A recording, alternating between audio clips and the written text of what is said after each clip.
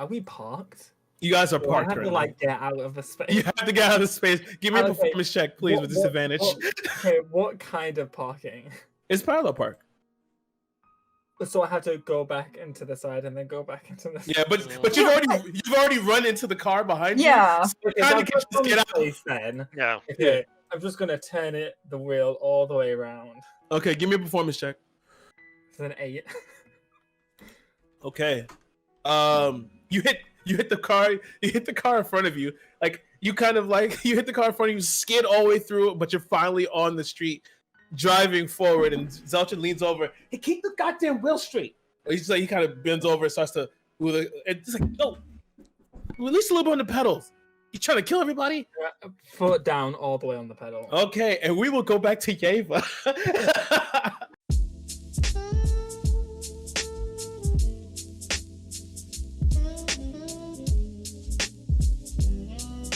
Welcome to Cassiopeia episode 6. Yeah, there's always a moment, like, because I start off by muting the speakers and only having the microphone unmuted so I can welcome people in. And of course, you started talking, not me, so I tried to rush, but I couldn't quite keep up.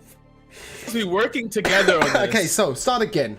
We're live in 3, 2, 1. Okay, hello. Welcome to the 6th episode of Cassiopeia, always beside you. You may see that we are down one player. That is because Zelchin Slicer has unfortunately dropped. So we will be continue on as a foursome. Zelchin will still be in the campaign. However, he will be mostly like a little bit of a sidekick, a little bit of benefactor. However, that does not lower his importance. I say that to all my players here as well. Just to quantify that, Slicer has unfortunately got too many life commitments to be able to make it to the sessions. He hasn't been kicked in any way. He's dropped because of his own needs. You will still see him in Good Sagravia, and we wish him all the best with his enjoyable Monday evenings, having to watch us instead of playing. Sorry, dude, I'll miss you. Kira, carry on. Yeah. So, I like your hair like that, Josh. It looks cool. So we're gonna... Can't wait to see you Saturday. Okay, so we're going to begin with of course, the normal introductions. Can we go with, because she was here so early today, Lavi. Hello, I'm Lavi. You might know me in Evil Sagravia, but today I will be playing Ilovia Blightfright Nervalu Nananthi, who is a warlock barbarian. Nice. Newly anointed. As they all leveled up last time. Miyago. All right. Miyago, I am playing Bastion. Bastion is a warforged battlesmith artificer, and he and his little steel defender phalanx are looking to help the plight of the warforged of this world. We will now go to Josh Zilla. Hi, I'm Josh. I'll be playing Rakan Debris today, who is a god among sheep. Oh, you just keep leveling up each time. Okay, I love it. Wow, he's starting his own arc. Okay. Lastly, we have our illustrious host, James. Yep, Eleanor James, playing Yeva Adelan, the pacifist preservation priest cleric who is about to go through hell and back, but he still won't punch anyone. Most definitely. Also, if you're catching up or you watched last week, I just want to quantify that Yeva's frustration and the reason why he picked up a gun was in part due to real life frustration. However, it was more because he was given a situation where he couldn't find the answers, in a situation where he's used to being the one providing the answers, especially when it was leading to trying to rescue a child, and there was a child with us dependent on him on the mission. So I wanted to quantify that this week. And he has no patience. No, not really. But tell me, the gun felt good, didn't it? Player perspective, yes, it felt fucking fantastic. Yayo perspective, no, he's very angry with himself. Okay, so we'll begin this about talking about previously last time. You guys had stormed a criminal stronghold, got shot by machine guns and blown up by grenades, and then managed to track down your way to a house that possibly one of the children were spirited away to. Going to the house, you were left in a bit of a conundrum as to kind of figure out where the magic was coming from, because as you walk past the threshold, the magic stopped, but the entire house itself was one big puzzle. Manipulating the clocks on the first and second floor, you made your way up to the third floor, which you had to go through almost a triathlon of I guess anti-intruder devices, I shall say. It was truly pleasant. You guys met Violet Ishak. Now that you know that she is the daughter of the Ishak family, one of the members of the Grand Council. And upon returning to the Unsung Detective Agency, you had clued Viviana in on everything that happened to you during the day. You found out that the drow that as you were talking to her, Violet had shown up, which you guys had told her before, that you guys were being the Unsung Detective Agency, and she brought back the culprit, who was probably, most likely, maybe the culprit behind her kidnapping. After a little bit of roughhousing from Elovia and a little bit of talking and zone of truth from Yeva, you managed to get some of your answers that you wanted, and had agreed that the drow would be going to the guard is the proper thing to do. However, as Viviana, Bastion, and Yeva walked up the street, escorting their prisoner, you guys were set upon by two cars. And no layman's terms, guys, you got shot at. Yeva was blown up trying to be the stalwart guard of the drow and protect his life. Bastion tactically maneuvered and got behind a car and evaded most of the fire. However, there was one that wasn't, well, actually two that weren't so lucky. Viviana was shot and caught in the explosion. Her head smashed against the wall. And the drow, who you watched as this red-eyed, cloaked figure walked up, pulled the gun, and blew his brains out. And as he walked away, the fire split. And as he walked to the car, there was one more sitting next to the car with a glowing blue eye. And you watch as he unfurled from his cloak a bag of gold, threw it forward. You should get your friend to a hospital if you can make it in time. As they got into the car, they drove off. And we begin in the street. Yeva, Bastion, you are surrounded by cars that are aflame, set on fire. You ran over to Viviana, who's currently not moving and barely breathing. I ask you, what are you doing? I'd like to assess the situation. Probably with more manual medicine first. Okay. Please give me a medicine check. It's 14. 14. Okay. So you're able to ascertain a few things. One, that her skull in the back is cracked and split. Nice. You see where the blood is laying. You can see that this brain injury is severe. And cure wounds, healing magic can only do but so much. You run over her body and begin to look over her. You see her body has 3 bullet wounds inside. You see no exit wounds. Okay, she's wearing a coat. She does have she's having her normal suit jacket on. Okay. She might kill me for this. I will take the suit jacket off of her. Okay. And instead bound it around the back of her head very tightly. Okay. So imagine like I'm tying the arms at the front. I will then do my best to compress down the bullet wounds as well, and then immediately try and give her a healing potion and heal her magically. Okay. Well, first, give me a dex check. I need your hands to stay steady while you're lowering her down from this position, because currently she's like sitting against the 16. wall. Okay. That's more than enough. You lay her down gently and carefully, and at this time, Bastion, I remember last time you said you ran over to her. Yeah, I as called well. out as well. We called down. Mhm. You know, we Yeah. said, Yep. Bastian, Viviana's down, and then he came. So yeah, I'm gonna assist Yeva in anything he needs, and I'm also gonna be looking around to see if there's a car nearby that is not in flames. Okay, give me a perception check. All right. There we go. Ooh, 8. Sorry, Kira, just a metagame question, I guess. How far away from Viviana's house did we get before this happened? You're about 4 blocks from the house, but these are New York blocks. It's pretty far, Yeah. pretty long.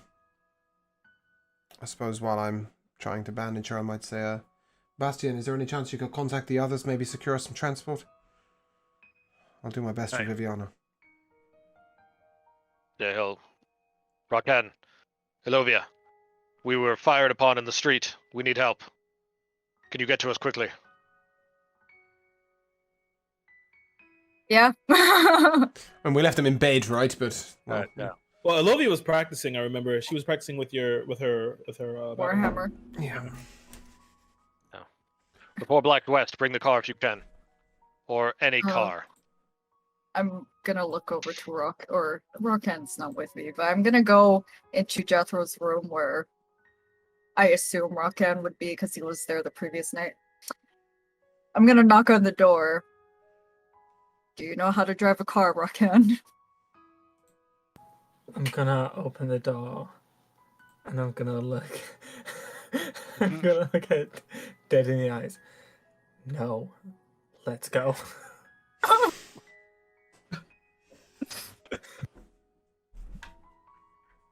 Okay. Who's ever looking for the keys? Give me an investigation check. Keys. Oh God, is it me that needs to make that because it's in Viviana's pockets? I got a 19. Well, I don't no, know. she gave it. Yeah, who? It's Violet who gave us the keys to her car, right? It's not Viviana. Yeah, but the car is not her. Car's not outside. Yeah, Oh. it was given to Bastion Great, we brought because all the Bastion keys. knows how to drive. We brought all the keys. Fantastic. I have the keys to Violet's car. Viviana's car might have keys nearby. Okay, well I got a 19. 19. Yeah. You run into the office and you see the desk is littered with papers, and you see it right sitting at the top. In a little bit of a little glass, you find her keys. Pick them up and grab them. You run out. We try to drive the car, Rockan. Who's driving? Me. You're driving? Actually, Okay. real quick. Sorry, Uh-huh. real quick. Where's Zeltrin? Okay. You hear noises from you guys went up to the first floor, but you hear noises as you were passing down from his room. I'm going to knock and tell him what happened through the door. Okay, as you knock, the door like slightly opens, he peeks his head out. Yeah, what's up? A lot of things are up.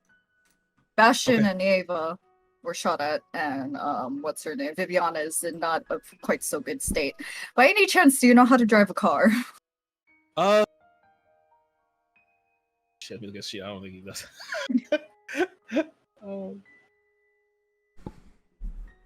No, I never got my license. I didn't do All it. right, let's go anyway. We're gonna wing it. Give me a second. Give me a minute. Yeah, he closed the door. You hear some rustling. He comes back out and puts his jacket on. Okay. All right. Come on. He starts I to played a run lot of downstairs. ye old Mario Kart. If that Well- helps. Better hope this. Shit. You better hope there's stars in here. Okay, when we get in the car, is it an automatic or is it a manual? Give me a intelligence check.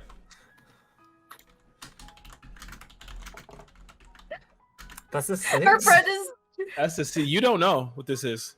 Our friend is dying in the street, and we're just trying to figure out how to work Okay. a car. I'm assuming it looks like a normal car, right, inside? Yeah, it Like, does. It's got a gear stick and, Mm-hmm. Okay. Does it have lettering on it? Yeah, there's some lettering here, but it's kind of worn off because this car is kind of old. Okay. She's had it for a while. Can I make out any of the letters? Give me a perception check. Come on, +5. 18. 18. Okay, you do see the start and the ignition. You see that stuff. You see radio. You see a bunch of stuff, and then you see the gear shift. You see the numbers on the gear shift. Okay. See, now this is a problem because I don't think Rokan has a concept of numbers. So At this time, Alovi, you're just sitting there like. okay, I mean, Elovia doesn't know either. She can go place without car. so he's gonna press a bunch of the buttons. Okay. I don't know if that's gonna like accidentally turn the radio on. Okay. I'm Actually, gonna get. What's up? can I help him with the number part? Okay. So what I'm going to do. Well, first of all right. I'm going to just give you You a know straight. that a Luck. woman's life hangs in the balance. I'm gonna get a straight luck check. A high, he gets lucky. That's a nat 1. So yeah, you end up hitting the windshield wiper, but the car's not on yet, so nothing happens. Okay. So Okay. Okay. So as the windshield wiper happens, pressing buttons again to try and press the same one to stop it. And then I'm going to help him by pressing the buttons. Okay, I'm gonna do another straight luck check. Okay, so at this point in time, Zelchin finally gets in the car. He's like zipping up his pants. He's like, "Where the fuck are the keys? Give me this."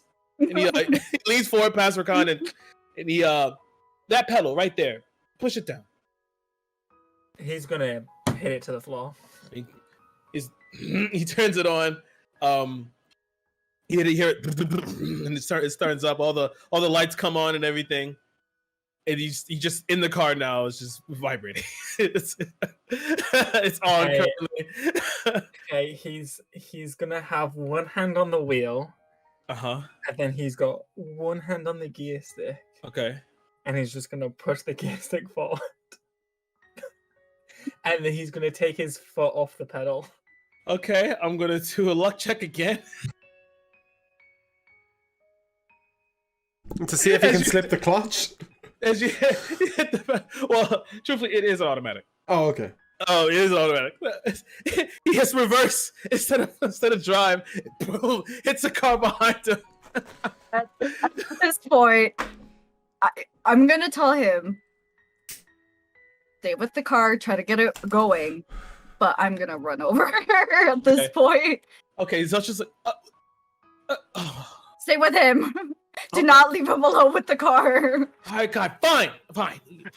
Zelchin like moves to the center and gets in. All right. Okay, I know what I'm doing. Also, let's just work this out. And he starts to work with you on this. Just give me an intelligence check, Rakan. That's a 12. Okay, you at least get it into drive.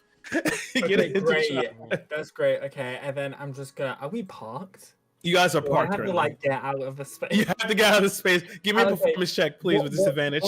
Okay, what kind of parking? It's parallel park. So I have to go back into the side and then go back into the. Yeah, but you've already run into the car behind you. Yeah. So Okay, you're so trying I'm to just just get out. place then. Yeah. Okay, I'm just gonna turn the wheel all the way around. Okay, give me a performance check. It's an 8. Okay. You hit the car. You hit the car in front of you. Like you hit the car in front of you, skid all the way through, but you're finally on the street, driving forward. And Zelchin leans over. Hey, keep the goddamn wheel straight. He's like he kind of bends over and starts to move. It's like no, release a little bit on the pedals. You trying to kill everybody? Foot down all the way on the pedal. Okay, and we will go back to Yeva. So Okay, so I bound her head with the suit. I've tried to put Okay. compression down on her bullet wounds on her chest, I gave her a greater healing potion and a cure wounds. Okay. At the first So- level, which is my last spell slot. Okay, as you give her the bottle for the cure, you give the cure wounds. Now, you see as she kind of like sputters a little bit, but she's still not perfectly Oh, taking no. it. When you cast cure wounds, Hmm. you see the bullet holes explode out slightly, and the blood begins to pour out from the gashes. She's lost 1 death saving throw. Interesting. Right. In that case, I'll just keep compressing the wounds. Just keep trying to stabilize her. Okay. Keep her safe, and we will. I mean, I guess I'll ask Bastion if he's with me. But I'll pass to Miago. Where are you? What are you doing? Yeah. So if he knows the others are on their way, he's gonna go out like into the street to flag them down. Okay. Oh So Lord, that hopefully. that's even worse could- than somebody crashing a car. Somebody's gonna get run over by another party member. Okay, Yavis, so you're here. Give me a medicine check. Yeah. It's an 18. 18. Looking at her, you know that if you now you know that you can possibly still heal her with magic, but you need to extract these bullets, and the time is running out. Okay. In that case, I will take a moment to say a word to my god, and harness my divine power. Mm-hmm. As my bonus action if we're going in timing. And then, yeah, I will take the tweezers from the healing kit. Okay, I so will pull away the part of her shirt that's in the way. okay, And inspect the wounds. Do I see any of the bullets? you do not see them, but give me a perception check. 23. 23. As you begin to sit there and look over, you feel residual magic coming from them. It's like as you focus deeply, you see them. They're kind of pouring out of her wounds. Are all 3 wounds bleeding or just one? All 3 wounds are currently bleeding. Alright. Are any of them close to her heart? There is one close to her heart. Okay, I'll start with that one. Try and take the bullet out. Okay. So I'm Give compressing me- down on either side. Just to stem as much blood flow as I can, and then I'm just gonna. Okay. Give me a dex check. 19. Nice. With the tweezers, you focus on where this magical signature is coming from. You slide the tweezers over and you slightly pull apart the wound and slide the tweezers in there, and you find purchase. You feel the metal. You make sure you have it, and you slowly extract it. Mm-hmm. I'll put that bullet in my pocket in case Okay. it's relevant to the wound later on, and I'll Okay. start on the second one. Okay. Give me another perception check. Perception this time. Mm-hmm. This is a tandem check. So you tandem Right. checks. Okay. So 16. Okay, nice. You fill out exactly where this next bullet is. Please give me 20. another check. Oh, beautiful, Yeva. Yet again, you find the bullet and slowly extract it. And this time, as you pull the bullet out, you know this signature of magic. This bullet had chill touch imbued on it. Sick. That's not in Yeva's voice. He's not happy about that, but in real life, that's pretty cool. Okay, in that case, I will say a word to Ogma. Mhm. Guide me. And I will go for the third one. 1 second, hold on.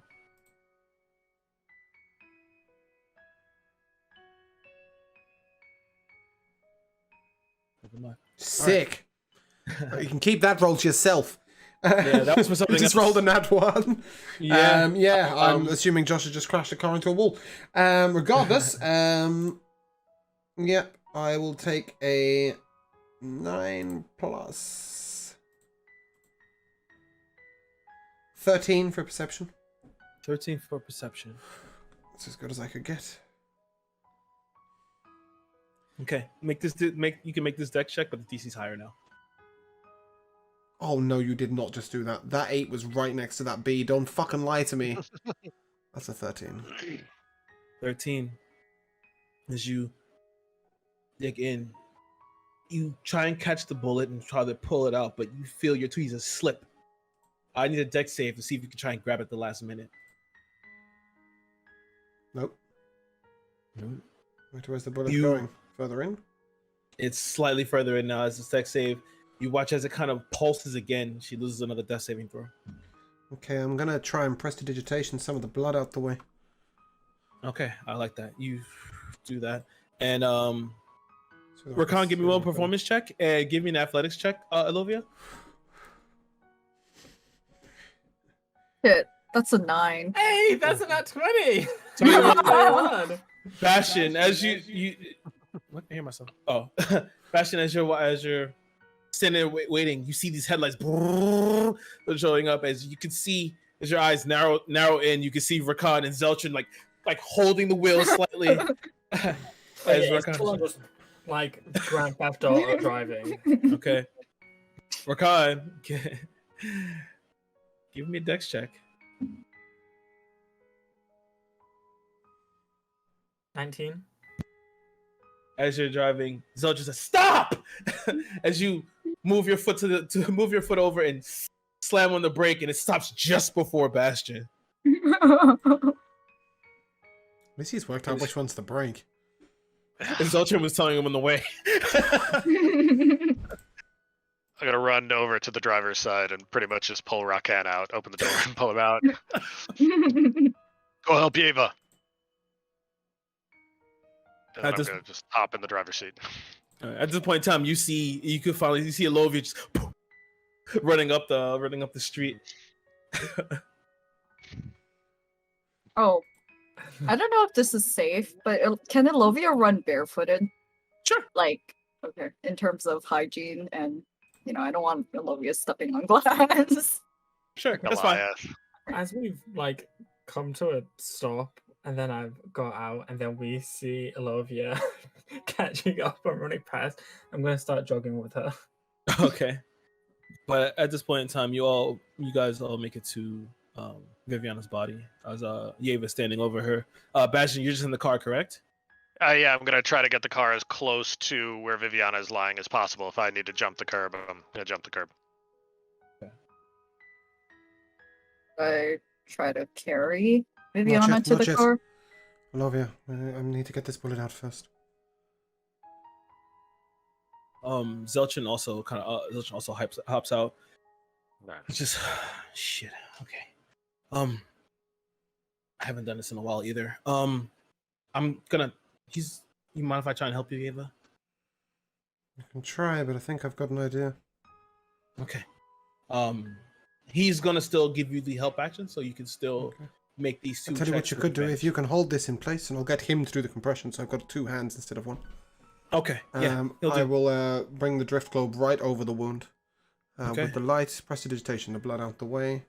Nice. Possibly cool it down a bit as well, just ice it a little bit, and then I will make my checks. Okay. And what happened to that dice? 18. Nice. You see, you ascertain, you feel the signature, you know where the bullet is. And that is a 16 for the dex check. Nice. With Zeltrin helping, the drift globe, the prestidigitation, and the cooling lowered the DC enough, and you're able to get the bullet out. Have I got a magnifying glass? Have I got anything to sew it together? Do I have any string? What spells do I have? Do they do anything? I'm not letting this fucking NPC die. Get me out of here. You extract the bullet. You pocket it for later. You now know that you can now cure her, give her potions, whatever you need. It will seal up the wounds. However, she did go a little deep. But since she went deep enough, well, you'll see. But just continue.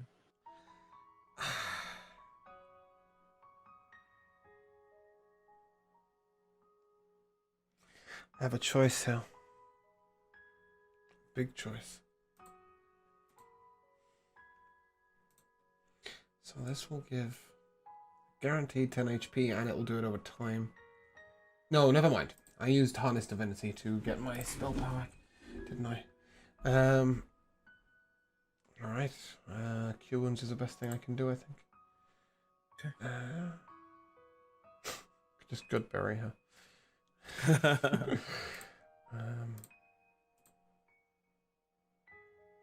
That's it. Cure Wounds. That's a 7. Okay.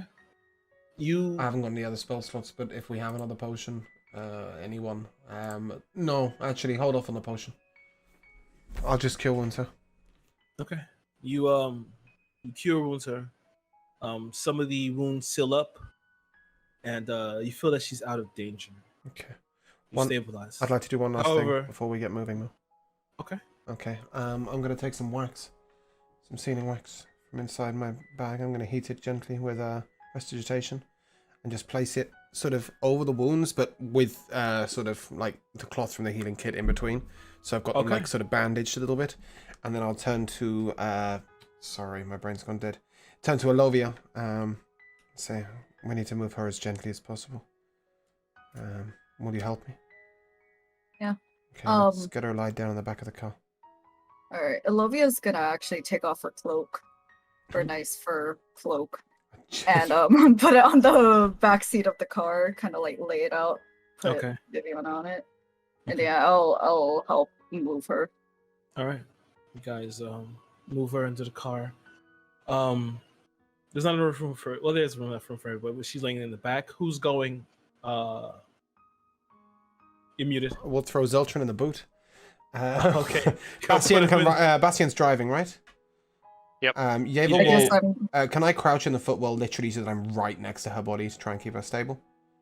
Sure. Okay. I'm assuming Lovia's going to have to go in the front and... No, I think I'm going on the roof. Ah, on the roof? Which puts Rokan in the front seat. Nice. I'll just walk back. What, to the hospital? Sure. If you guys drive, I will bury myself there. Rokan, it's okay. When the car's driven properly, it's far less dangerous. Let's get there together, yeah? If there's a spare seat in the front, we might need you. We might need your magic. Don't want you separated. Zelchin looks over to Rokan. I'll go with you. I'm not gonna let him go by himself. I'll walk with you. Yeah, he's gonna get lost. Up to you, Rokan. Is that fine? All right, agreed. Don't worry. Let's go. I got this. I don't need to worry. I have this, and then levitate off. All right, let's just go. Whatever happens, start Bastian, put your away. foot down. Yep. Okay. Yep. Or use thaumaturgy on my own voice and shout out the window. No, she has a siren, right? No. She's a detective. Oh yeah, I thought you meant she said something about the siren in the first one. Yeah. Well, okay. we're an ambulance at this point. Yeah, pretty sure. much. But yeah,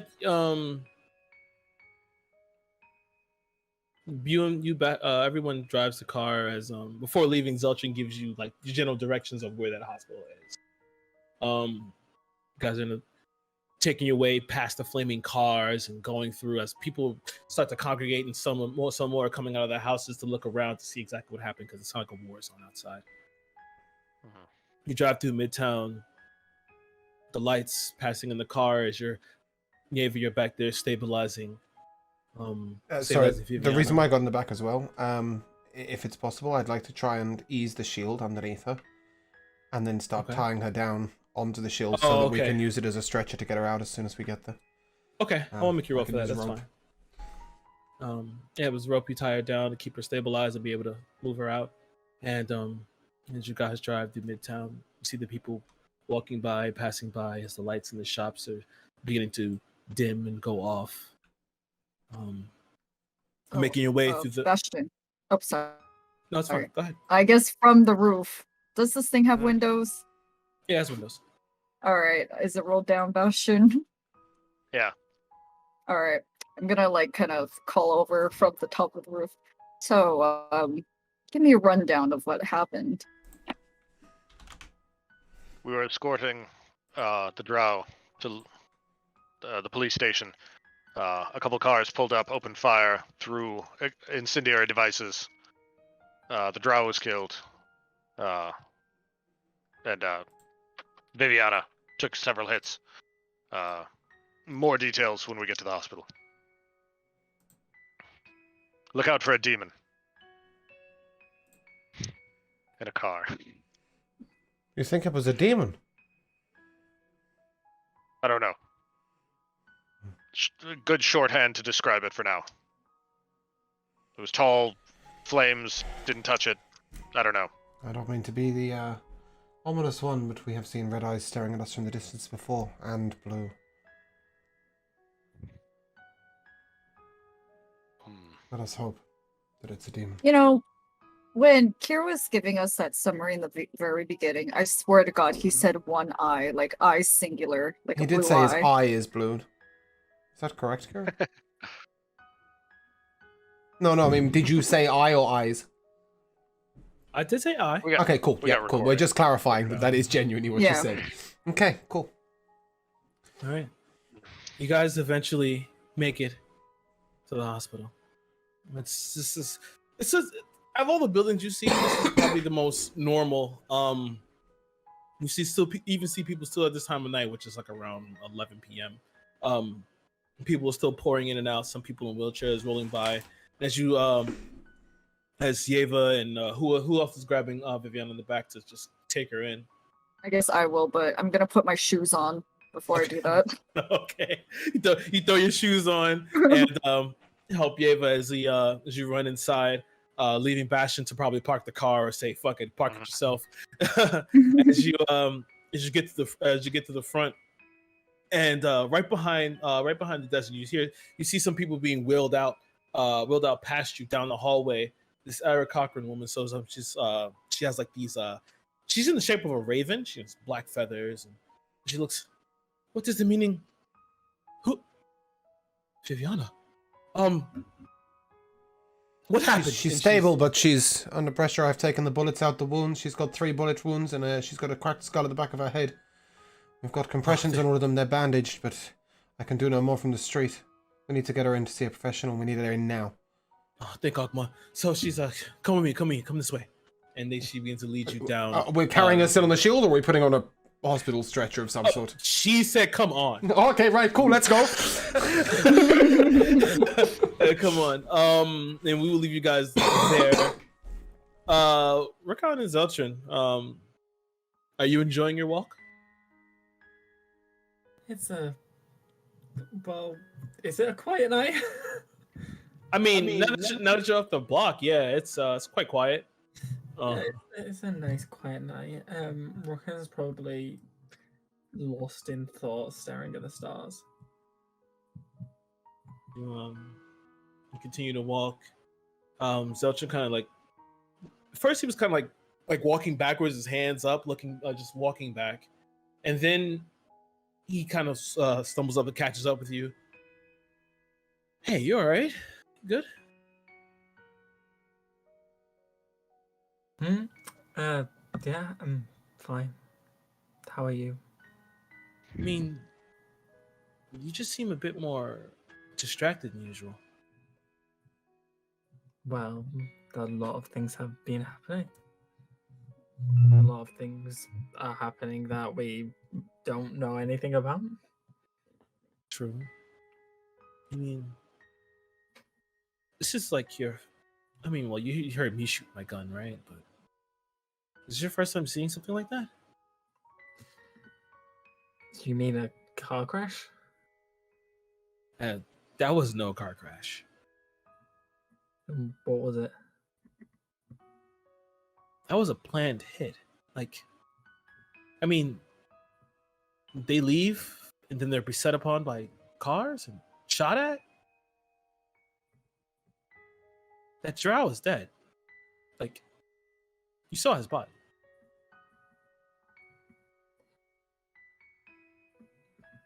Well.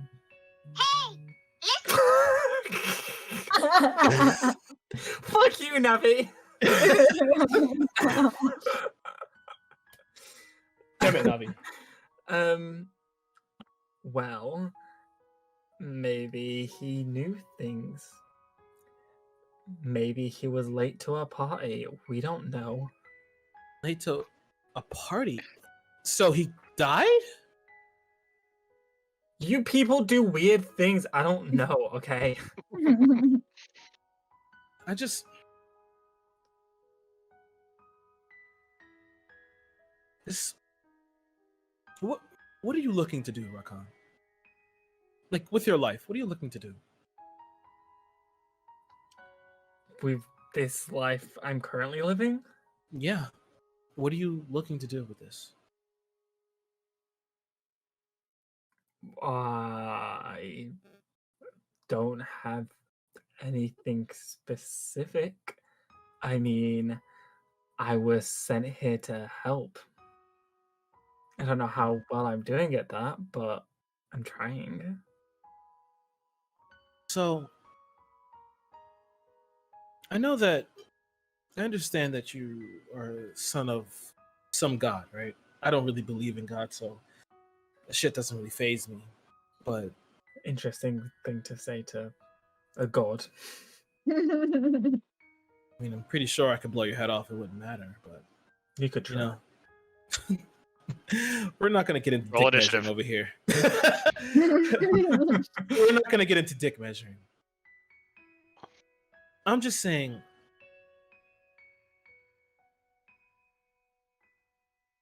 If you're gonna be able to make tough decisions, What are you doing about what? with your life? Well, I know what I want. Which is I want to rule this place. it's a bit shallow, Is it? isn't it? I don't live as long as you, Rakan. I gotta get what I can get while it's good. Which is why you should make the most. And I am. And he shoots his gun in the air. I definitely am. Is that really it?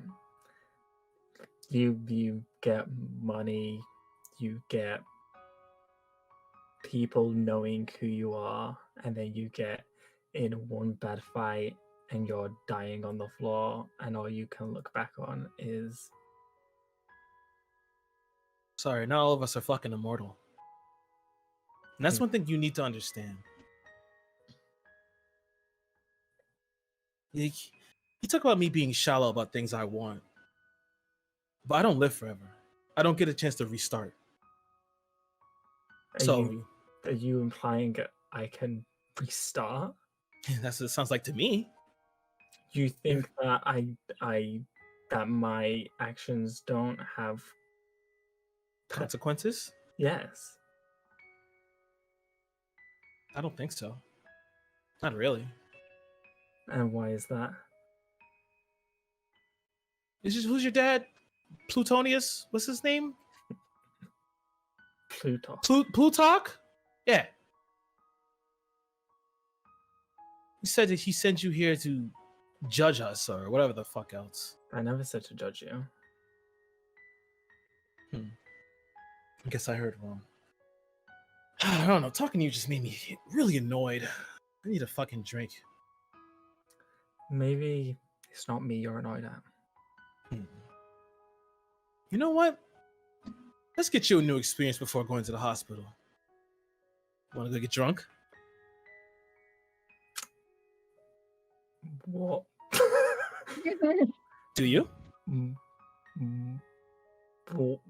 Is that a yes? I hear yes. He throws his arm around your neck and starts heading down the opposite. He turns down the street and starts heading another way. Okay. As Our friend is dying in the hospital, and Sultan's like, let's get as he does that, can I like stealthily put some rocks in his pocket? You will put some rocks in his pocket. Wow. Give me a sleight of hand check. That's a 20. That's 20. I'm gonna roll see if he notices. Oh, perception is trash. He's got rocks in his pocket. He does not know. And we'll leave you there. And we go back to the hospital. As you guys are kind of were brought to an operating room. you're giving your shield back and you're giving your cloak back as she's put on a stretcher and pulled into the operating room, and you see the doctor kind of rushes behind. This burly orc with like glasses that sit at the bridge of his nose. You see he puts on a mask, he has the gloves on, and he's just, let's go. And he walks inside into the operating room. Doctor, can I come in, please?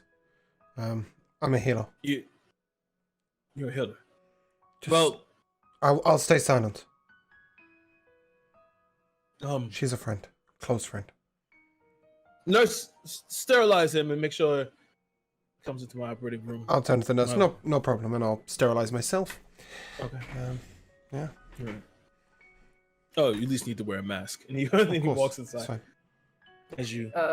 Ava, Yes, before Olivia. you go, can you prestidigitation my cloak, make it not bloody again? I'll sort of look at her like she's being absolutely ridiculous and just walk straight into the medicine room. Why is that? Because There'll be a time. she's dying. This is not the time. Cantrip. They're out getting drunk. You want a clean cloak? Ask Bastian. He'll mend it. I don't see. Bastion have it? I don't know. Find out. Yeah, I'm sort of very focused on. I think Bastion does have it. As a player, I would definitely have cleaned your cloak. As Yeva, he's just like, what? Clothing? Really? No. Straight in he goes. It's not like he has any spell slots yet. I don't know why he's having such a big deal about it. I can just see Olivia just like, why is he being such a dick? But you get into the operating room. Yeva, you guys had done a lot of the work for him.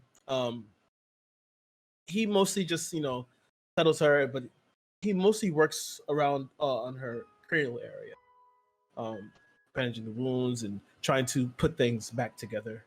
There, you're in there for about maybe 5 hours during this operation.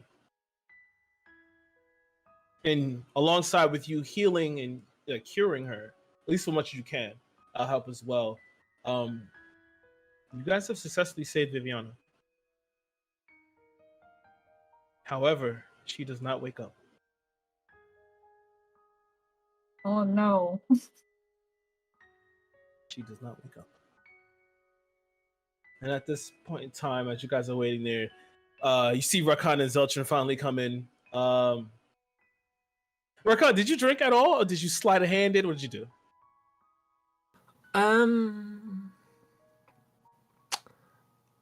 Yeah, he would have had one drink. Thought it was gross, and then I guess Zeltron would have needed to make like a persuasion check to try and keep me drinking. All right. Well, we'll definitely get that scene a little later. But Okay.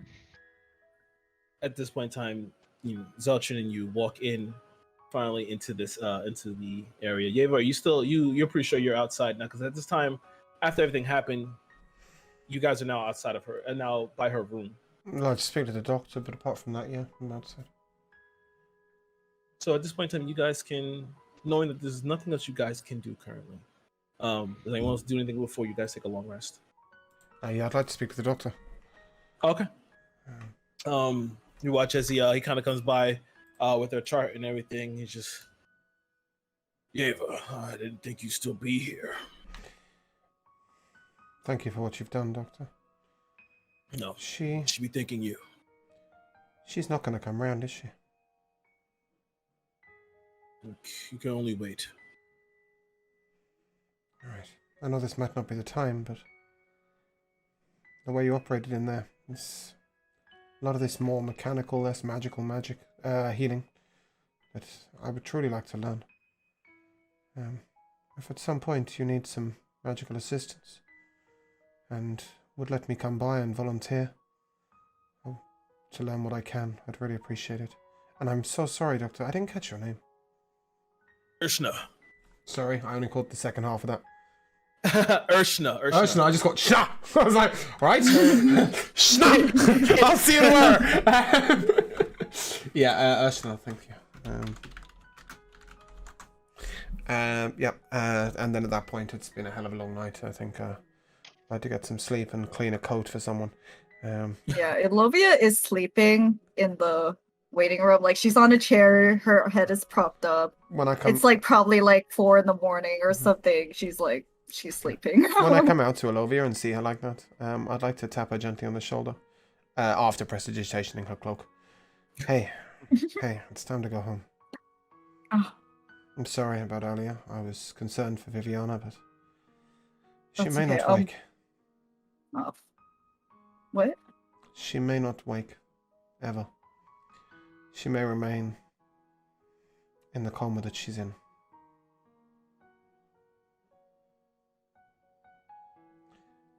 I thought it best you heard this So- from me.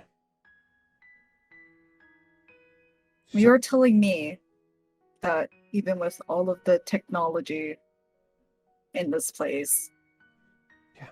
it's Sometimes the human body is the human body. Well, she's not human, is she? But still, we'll give her the benefit of the doubt. The body is the body. Sometimes it's time, and I don't mean that in a sense of fate at all. I mean, sometimes too many bits of the internal workings of a body are damaged for anyone to fix them. Sometimes the body needs to fix itself, and we can wait, and that might happen. And she seemed like a fighter. She may well come around. But sometimes the only thing you can do is try your best and wait. And hope.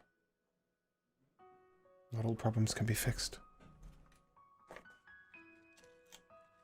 extremely unfortunate. I'm not showing it on my face, but Ilovia is disturbed by the news. The whole point of Yeva talking so gently like this is that he is well aware that Ilovia has been through this, so... Alright, I'm gonna stay here, but if you want to get home... Yeah. Bastian is around somewhere. It's been a long ass day and night. Feels like 3 days, Yeah, Bastian's been trying to be as unobtrusive and as kind of hidden as possible because he doesn't want to upset people in a hospital by seeing a old Warforged and by existing. yeah, well, yeah, pretty much. He doesn't want to cause any of the people already in a hospital to be anxious about him being there.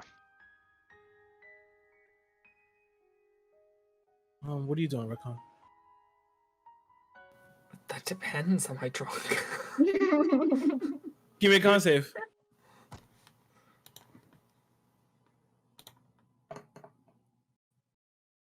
$16. We're not drunk. Um, Zeltrin, however, is passed out. that's okay. I had a bunch of geology jokes lined up.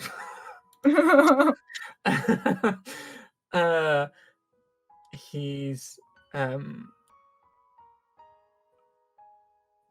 probably just, he's never set foot in a hospital before. He's probably just looking around and watching people. Okay. I'm gonna take Zeltrin's collar of his shirt and I'm just gonna sling him onto my back as if he were a coat. He doesn't even fight. You're surprised at how light he actually is. I'm You not. just, you just sling him It's over. Ilovia. You're right. You just sling him over, and he's just just slopped over your shoulder. What? You guys, so I'm assuming Rakon, Ilovia, and Bastion, you guys are all heading back to the agency, correct? Yeah. Okay. With Bastion driving, you guys make it back to the Lonesome Detective AG unfettered. Driving past the destroyed cars, the people have already dispersed at this point. You can see some of the... There. Huh? Is the drow still there? No, his body is Anything gone. with that body. Okay. No, you see the body. His body is gone. You can see a lot of the areas kind of taped off. They're telling you that the guard was here and they did what they had to do. But you guys make it back to the agency, and you guys can take your long rest. All right. would like to point out that I kind of just throw Zeltron onto the couch. Like, you know how, like, when you come home from a long day of work and you just throw your cloak onto the couch? That's what she's doing. He still doesn't. He doesn't move. He's like slightly sliding off. The slobber is on his lips. It's coming out his chin. Yeah. If Elovia weren't so tired, she might tuck him in, but she's dead tired, so he's just gonna have to deal with that. Rokan's gonna go to Jethro's room, and even though he doesn't need to sleep, he's gonna climb into bed and sleep. Okay. You lay down and close your eyes, and curl up, and fall asleep.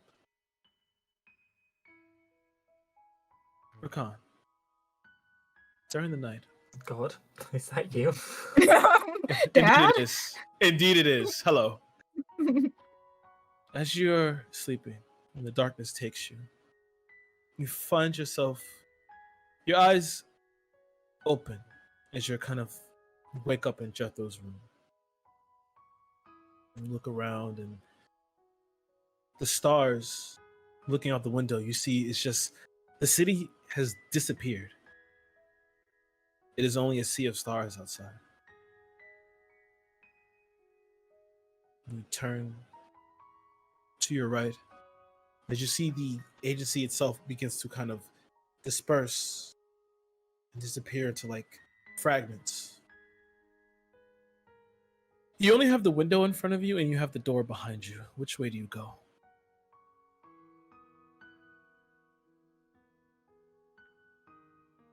Window. You begin to climb out of the window. As you step out, gravity takes you. Are you going to hold on to the windowsill or are you going to fall?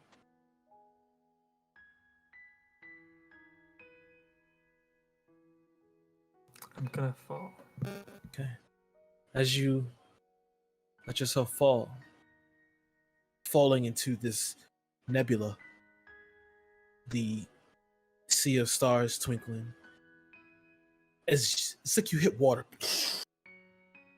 As you look around, you see these purples and blues, just stars and just cosmic bodies maneuvering around you. And as you swim forward, it's just that normal weightness of you just moving water out of the way. That sensation follows you. And as you look ahead, you see constellations begin to dim, turn black, and blink out. As you see this large, it's like a mass of black approaching toward you.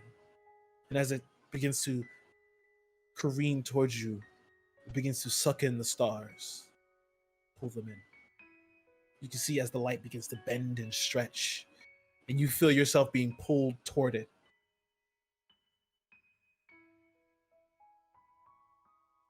I need you. Give me a wisdom saving throw. Getting attacked in his sleep. 16. 16. As you're being pulled, you feel as if there are these nails scratching at the back of your brain and moving forward and up around. You almost are able to hear a voice. And as you pull yourself back, you wake up in the morning.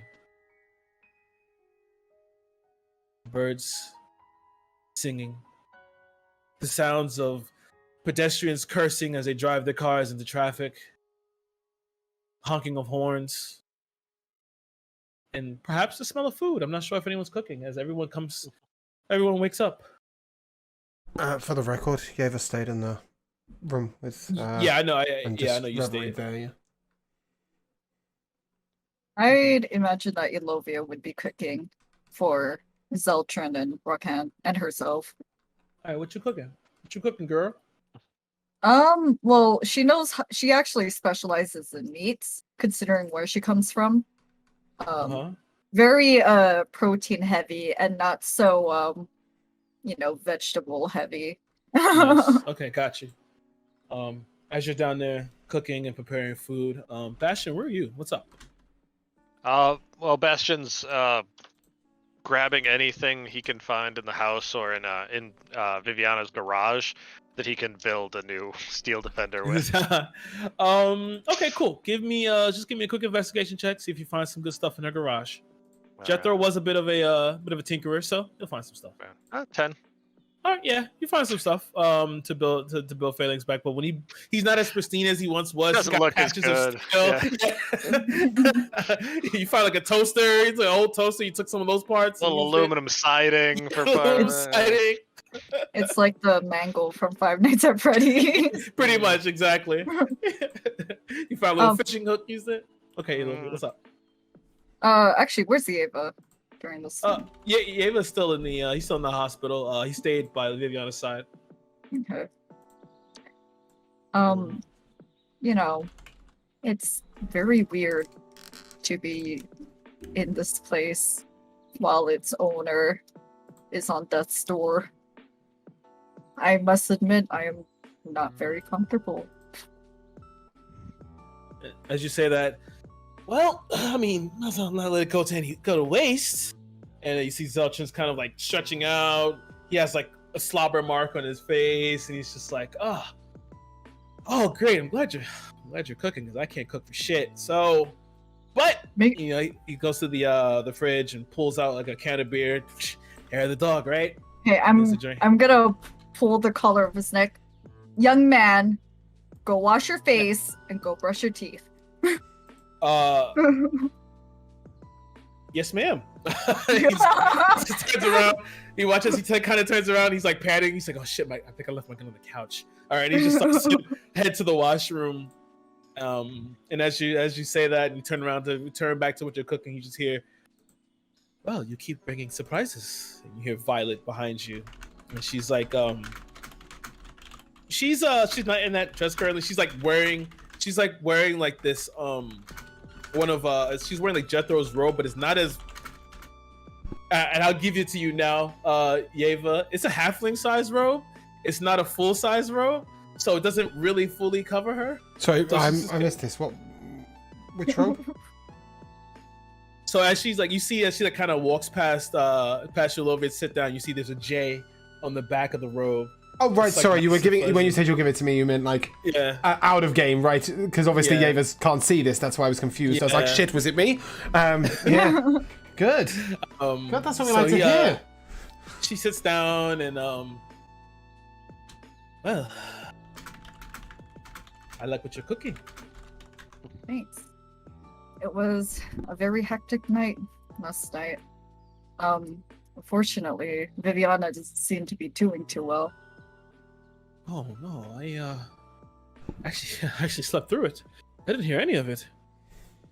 Well, I felt it was rude to, interrupt a stranger, so I just grabbed my companions and we left. No, it's okay. It's okay. I understand. Are you okay?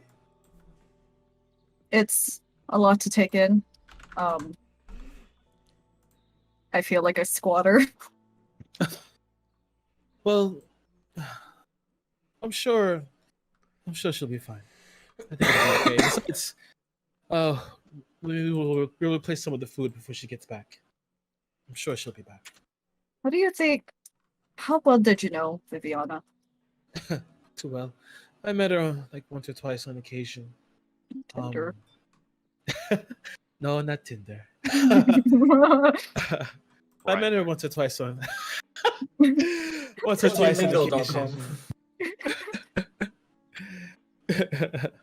Rivenworthsingles.com, baby.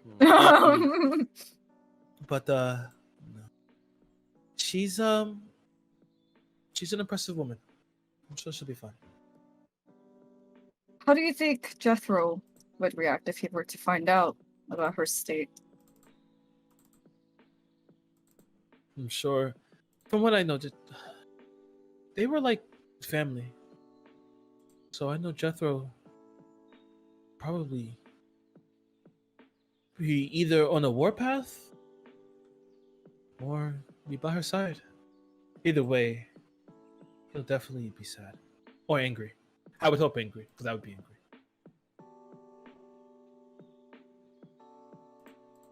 Bastion?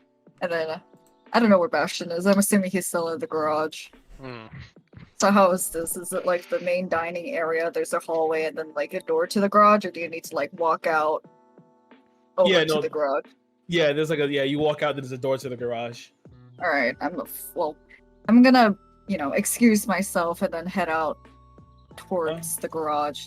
All right, as you do so, she kind of and you walk out, and you find Bastion in there working on Phalanx. That's quite the creation you got going on there, pal. Thank you. I am having to improvise more than I am accustomed to, as I'm like welding a wrench on to like serve as a piece of him. Put it on his forehead so he's like a unicorn. The Triceratops, so he's already got 3 horns. I think we should find Jethro. I think that should be our top priority. Of course, missing children do concern me, but I see a lot of myself in Jethro, and that worries me.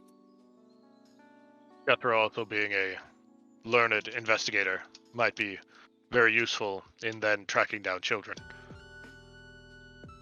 Yeva and I are both smart, but neither of us are practiced in this particular trade. My time as a soldier has not really helped me do urban reconnaissance, so Jethro could be incredibly helpful in fulfilling our other goals as well. So I'm with you. Only that, but I feel like we owe it to Viviana. It would be a kindness to her. And, if he is like me, as much as I get the feeling he is, if he finds out, he's going to leave very quickly. Likely. At the time you hear, all right, I wash my oh. Food, nice. That's all you hear. Yeah, he gets to eat. He cleaned himself up, so he gets eating privileges. Eating privileges. What is Rakan doing at this point in time? He is laid in bed, staring at the ceiling. And that is where you'll stay? For the moment, yeah. He just experienced one hell of a trip there. So, yeah, he's thinking about that. I'm gonna call Rakan down for breakfast, but I'm not gonna go in his room. I'm just gonna yell from downstairs. You don't hear a response. Must still be sleeping. More for me. I mean, us. Make sure you leave some for everybody else. If I catch you eating all of it. He kind of just puts his gun on the table. He just starts to eat. We will flash over to Yeva. As you're sitting in the chair, your shield next to you, the sunlight peeking through the blinds. As you finally, what are you doing, Yeva? You sat there in the chair. What are you doing? You're muted. Muted. Thank you. Sorry, I was typing so much. As I come out of my reverie, I've probably gone straight back over to Vivian. And I'm talking to her. I'm saying, hey, we haven't known you long, but there's a connection here. This isn't meant to be the end. This isn't meant to be where it stops. I'm beseeching my god. I'm beseeching Ogma. And in doing so, I'll expend every single spell slot I have and my Radiant Aura, trying to get it to come back. Including sacrificing half my life. James, you son of a bitch. Health. Okay, give me a persuasion check with advantage. Am I trying to persuade the DM or her? What's the difference here at this point? Oh, sorry, I'm on the sheet. Persuasion with advantage. Let's say, yeah, it's 13. Okay. Now I gotta roll something. Assuming the number of healing doesn't actually make any difference. Because it is quite large.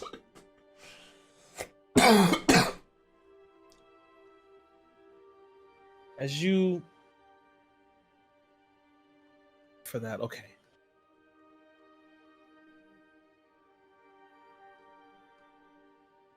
Alright. I need to roll one more thing.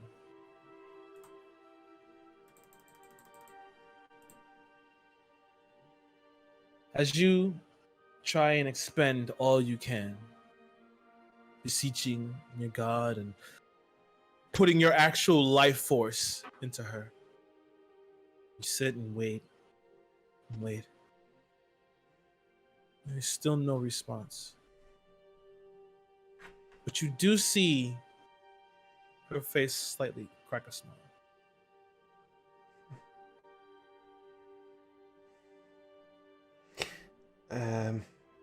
If it's okay, at that point, after I've... I mean, that's sort of a couple of hours, so I don't know if you want to go back to people, because that's, yeah. Okay. You gonna stay there, I'm Yeva? pretty exhausted. Well, I'd actually like to go and speak to any doctor around. Okay. You can find Urshna. He's still around. He left, came back, did his thing. Hey. Hey. Well, I was gonna ask if you slept, but you're an elven. Hey. You only need 4 hours. Took some rest. I That's also good. put everything I've got into Viviana and got a small lip twitch, which is a good sign, right? That is good. But Yeah. I've realized there's so much that I don't know. I've been in study for over 1,000 years, but technology has moved forward more recently, Quite. and I've been, well, frankly, I've been living under a rock. I mean, look, and I'll take up my healer's kit and I'll show him, like, this is what I've got for healing when it comes to non-magical healing. And yes, my magic is powerful, but sometimes the practical approach is something better. And especially, I have a friend who's a warforged, and healing him is going to be a whole new learning lesson. Yeah. Well, Have you operated on a warforged before?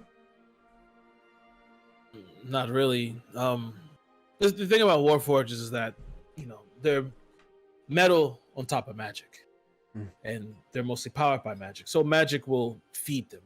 It keeps their joints running, everything like that. Oh. So magic will work. In terms of fixing the body, you can go to the car, you can go to the mechanic shop. That could probably work. I don't mean to be, no offense to your friend. It's understandable. It's good to know that the magic will hit in the way that I want it to, but if I ever have a friend in a clutch like this again, I want to learn. I'm a fast learner. I think I can help you. All right. Well, first of all, let's get this, whatever you call this. He takes your healer's kit and throws it away.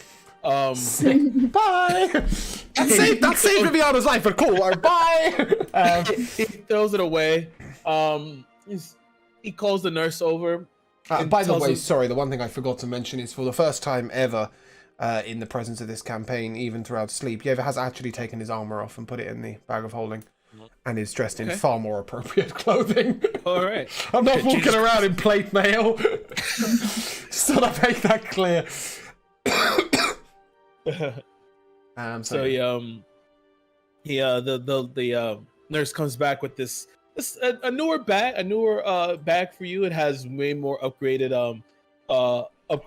tools for healing. You see a lot of this Arcana tech in here. Even you see that you also can take. You should see it in there. It's called the Tri Spectacle. Mm-hmm. It's a Tri Spectacle. It has different modes for seeing different things. You can even, I believe I put it. You can also see signatures of magic with it as well. And he hands it over to you. There you go. This should be better for whatever you're trying to do. That thing, I haven't seen that never, because I'm an orc. I don't last that long. Well, still saves lives, but I appreciate it. Yeah. What was the name of the item inside? Sorry. It should be Triglass Spectacle. Oh, is it actually on D&D Beyond? Sorry. Yeah, it is. Okay. Search RTC first, because for Return to Cassiopeia. I'm just finishing off adding the custom item that was the upgraded healing kit. I'll now go and find the RTC. Oh, nothing comes up at all. for RTC at all. Nothing. Do you Alright, need parenthesis first? Yeah, parentheses first. Open parentheses. I mean, yeah, open parentheses. Try glass spectacle. We'll work it out. Yeah. I'll throw it in there. Bizarre. He's like, all right, and I guess here's an upgraded edition of the It's like a healer's manual. Oh yeah. That shows more upgraded techniques and more modern medical techniques for you. Mhm. So now I don't show you have it already, but you can after you finish reading this book, you'll be able to make medicine checks with advantage. Thank you. No problem. Always happy to help. You definitely helped last night. You saved this woman's life. And if you excuse me, I gotta go walk around the hospital and make sure no one else is dying. Of course. Well, at that point, now that I've grabbed that, and I'll keep hold of the book, but I won't read it quite yet. Okay. There's a magic store in town, right? The Incarnate, There I is. think they called it. Or are Um, they two different places? The magic store and Incarnate. they're two different places. I'd probably rather go to the Incarnate. So you want to go to the Incarnate Collective? Yeah, I mean, what I'd probably do is walk outside and ask anybody if there's a way of getting a ride there. I see. Basically anybody and everybody, regardless of whether they look like they know anything or not. Until somebody Uber. can tell me to get a cab. Okay. My question is, when you do that, you walk outside. You find this woman that's kind of sitting there. You see that she has like the a familiar nurse's outfit on, and she's like sitting there eating her food and her breakfast. And we walk out, and you take the time to like ask her, where the Incarnate Collective is. Oh, And okay, yeah, I wasn't quite going to tell them where I was going. I was just going to ask if there's a way of getting another car to drive me somewhere. okay, my bad. So then, Idiot tourist trying to find out what a taxi is. okay, got you. So at this case, she's like, yeah, you could just walk out to the corner here. You'll see a sign. It'll be Terra car pickup. You can just wait. Yeah, and I'll go there and wait. Okay. We'll put you there. Thank you. And as for Rakan, Bastion, and Olovia, what are you guys doing? Oh, sorry, just last thing. I probably would also have... I'm still in contact range, right? Or am I out you're of still in range? contact Yeah, range, so yeah. I'd probably have just let Olovia know. Sort of tap in. I've been learning at the hospital. I'd like to go to the Incarnate to investigate the bullets that were inside Viviana. I'm happy to go alone, but if anybody's looking for me, that's where I'll be. Over and out. I'm assuming Zeltrin is just cleaning his plate. Yeah, he's kind of like. I assume that you told him to wash dishes. So he's just Okay, kind I'm of. not that mean. Like, I've already given him enough shit about like not washing his face, not like brushing his teeth. But I am going to make a plate for Rakan before Zeltrin can eat everything. Yeah, okay. Yeah. He cleans his plate. He's kind of sitting there picking his teeth. And yeah, you make the plate for Rakan. So whenever he comes down, he can have some or whatever you guys choose to do. He's coming down the stairs now. In like a very like slow pace. And he kind of saunters into the room.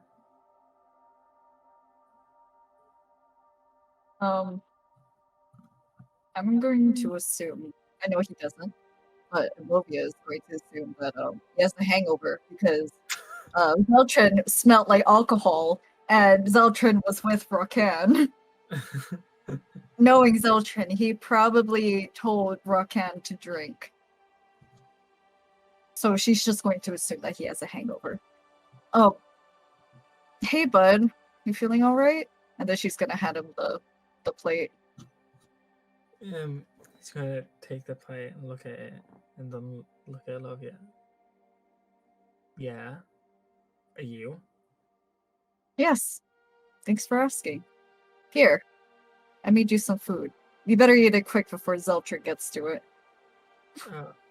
He can have it. I resent that. I'm just gonna put the plate off the table. He looks at Elovia and looks down. I guess. And then he's gonna like go sit on the couch. Young Rakan's having a hard day. All right. What is Bastion doing? Well, if I'm done with Phalanx, I'm gonna come in and just check in with everyone, see what they're up to, see what our day has in store for us. We should get back onto this Jethro case. Rokan, you've been spending a lot of time in Jethro's room. Did you see anything weird that might have prompted him to leave?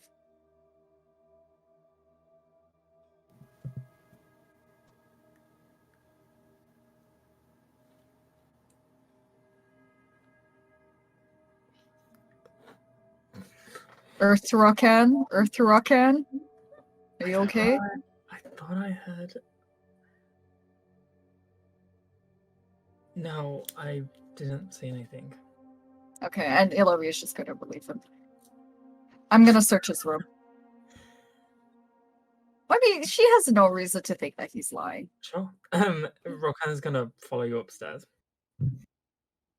Okay. You head on up to Jethro's place. Bastion, you gonna follow? You're gonna stay downstairs? No, I'm gonna start corresponding with Yeva with the gems and just ask him where he is, what's going on, and I got one of these very interesting terror cars. Apparently you just wait and they pick you up and take you where you want to go. You don't even need directions. They're amazing. And I'm headed to the Incarnate. Incarnate. Would you like us to meet you there? Perhaps, although there's so much we need to do. We need to find Jethro. We need to check in with Elliot. We need to speak to Mr. Tierslin about funding. We need to inquire about buying property, albeit without Viviana's guidance, I guess, for now. And without being preemptive, this is the second child of a Grand Council member that we have discovered under threat. We should probably tell Mr. Tiersling and see whether he can contact his fellow council members and make sure their children are safe. So, and we'd probably better tell the authorities that there are a couple of red-eyed and blue-eyed demons running around.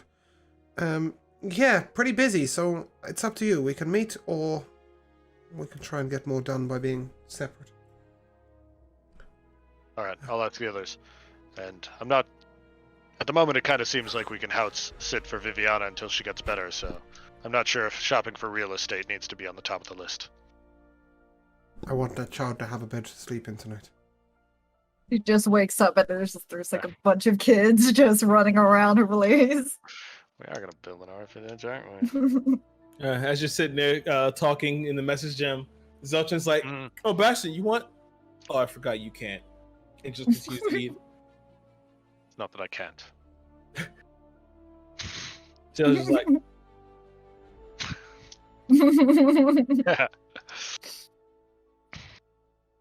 okay. Yeah. All right. As you make your way up to Jethro's room, you want to say something, Eva? Oh, okay. As you make your way up to Jethro's room and you open the door and look in, give me an investigation check. Elovia. And tell me, what are you looking for? Just any clues? Yeah. Anything that seems out of the Iago behind you. ordinary. I can't fucking see Behind shit. you. Yep. I can hear her. Oh. She's not sneaky. I'm blind. Yeah, I'm sorry. Elovia, you find absolutely nothing. Maybe a few rocks here and there, but that's because Rockhamas was sleeping here, but that's it. He just secretes You rocks probably, whenever he's see, nervous. you probably see the bricks on the floor and a hole in the wall. You probably can't miss that. I mean, it's up much. to the DM on whether or not I missed that. With No, the 3A. you can see that. Rakan didn't really try and hide it. But that's all you see. You just see books and the telescope, and you just see the bed that's been ruffled up because Rakan didn't make it, and yeah, that's what you see. Rakan, do you know anything about this hole?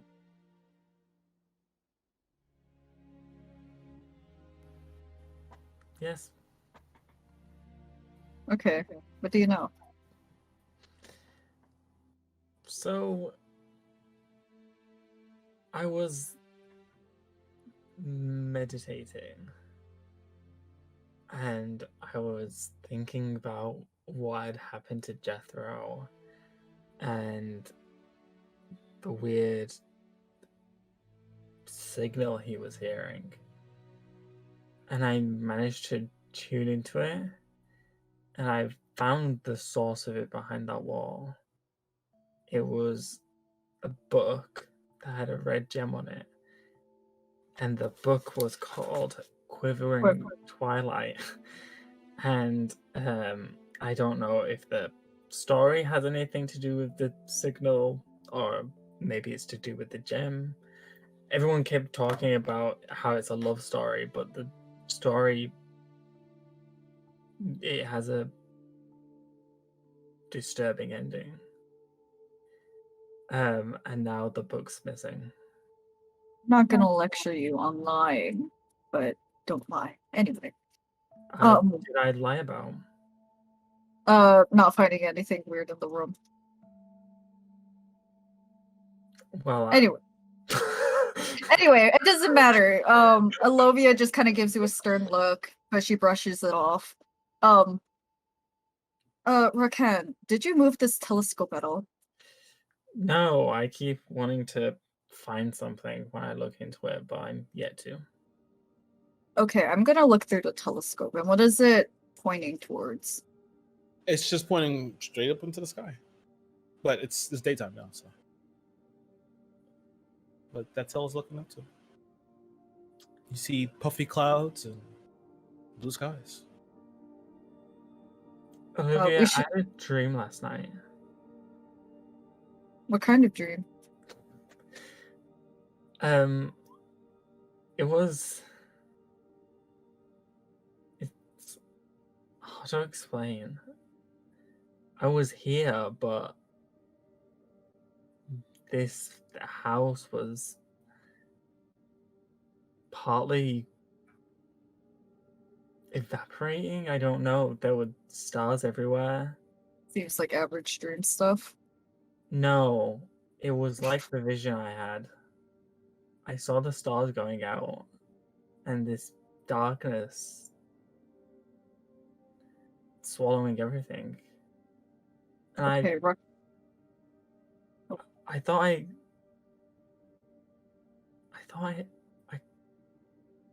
could have sworn I heard something.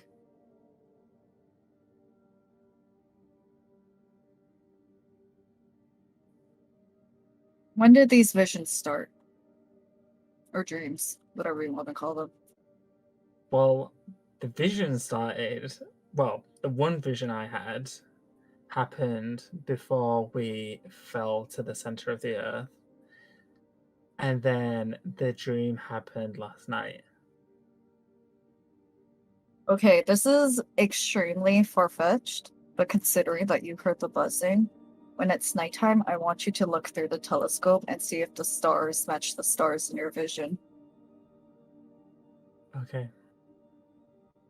I don't think it means anything, but magic has weird ways of working. It's very true.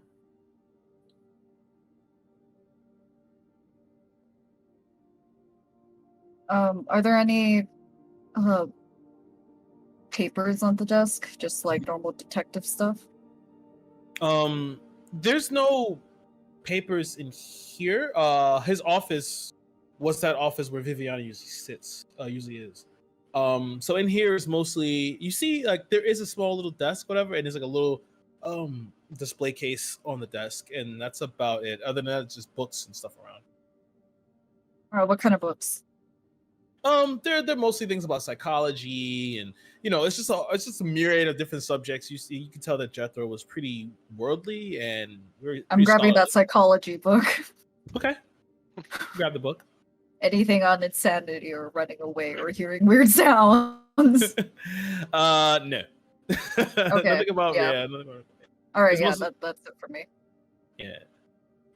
You keeping the book? Or are you gonna put it back? No, I'm just gonna put it back. Okay, cool. You pick up you put the book back, and as you guys, I guess, vacate the room, Zelchin's done eating. He kind of puts his jacket on and stuff like that.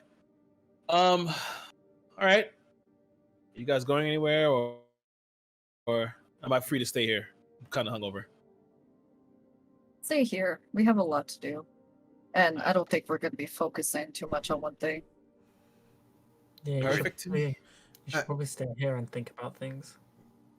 From a non-metagaming standpoint, at some point during the day, I don't know where our times are overlapping, but at some point during the day, Eva would be wanting to contact Zeldrin.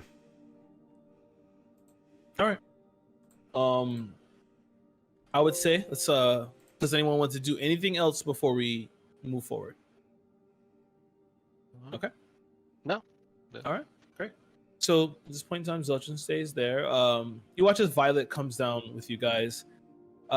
She's like, "You mind giving me a ride before you guys? I'm not sure exactly where you guys are going, but can you take me to the Crown Iris Casino and Hotel?" Absolutely. Thank you. That's where my room is, and my car is also there. So I guess when you find the time, you can go pick it up, and it's yours. Excellent.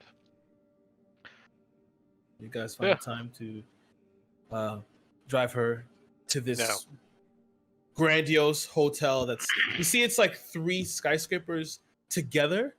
And in the front, as you guys kind of drive through, you don't like the valets come up to take the car from you, but you wave them off as you're not staying. But as you drive around this fountain with this woman, it's a golden woman in front holding a golden coin. You see as you drive around this red cobbled street, and the glass doors open as you see as this a regular I can't really call him a servant, but he's an attendee at the casino. Has his suit on. He walks forward, opens the car door because you see his face. He recognizes Violet. It runs over to the car, opens the door, and she's like slides out, turns around, and thank you for everything.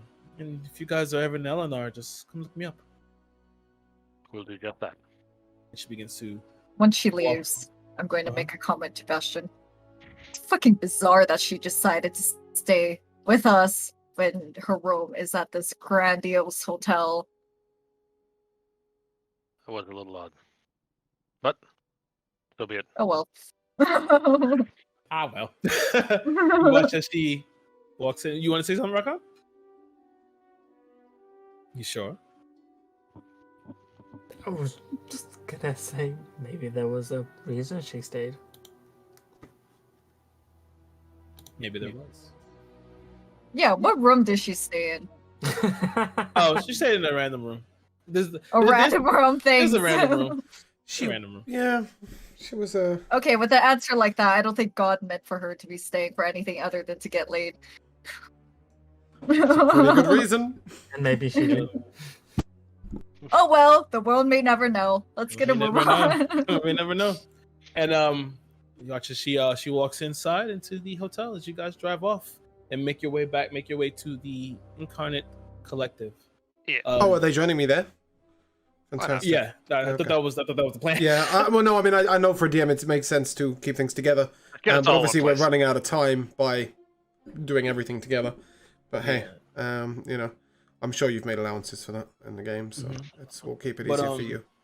Eva, as the car pulls up, you come to this large building.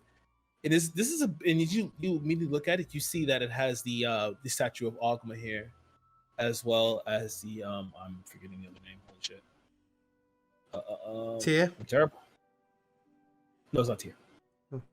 I'm terrible. I'm completely terrible. Oh, sorry, you mean Mistra? Yes, thank you. There you go. Sorry, I realized what you were looking for now. Yeah. You see it has the statue of Ogma and Mistra, and you see that you could immediately tell that this building is an amalgamation of the two. The arcane and arcana and technology have married in this building. You see it's really Romanesque as you walk toward it.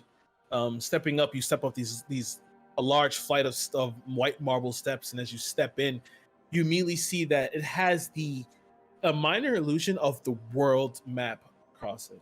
Cool. And as you walk in, you see in the different continents, it has like these red blips indicating the different branches around the world. As you step forward, you step into this. Step into this one. Look at this.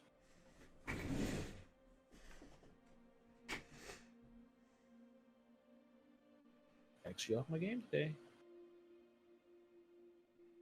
There we go. As you step into the main reception area, you see you're stepping into this black marble flooring with like all these sparkling flecks of assortment of colors. And as you continue to walk forward and you step up to this larger, it's like the floor kind of like melds into this reception desk. And you see as this gnome gets up with like this dark purple hair and like these Coke bottle glasses and like this black robe with like gold etchings on it, and you can see he has across his body he has like some Arcana Tech tools on his belt. But then you see as he leans over, he also has a spell book on his back. Leans over. What are you here for? Can I help you? Yes, I'm looking to speak to somebody about a fairly confidential matter. But I'm interested in the combination of magic and bullets. Or rather, I'm trying to trace them backwards.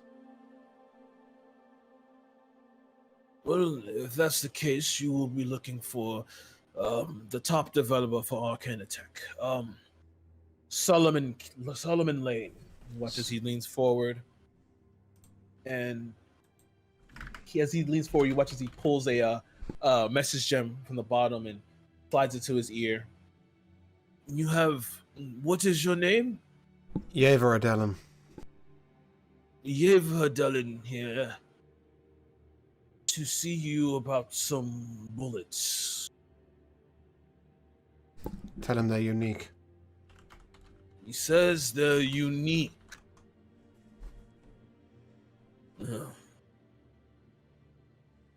Fine.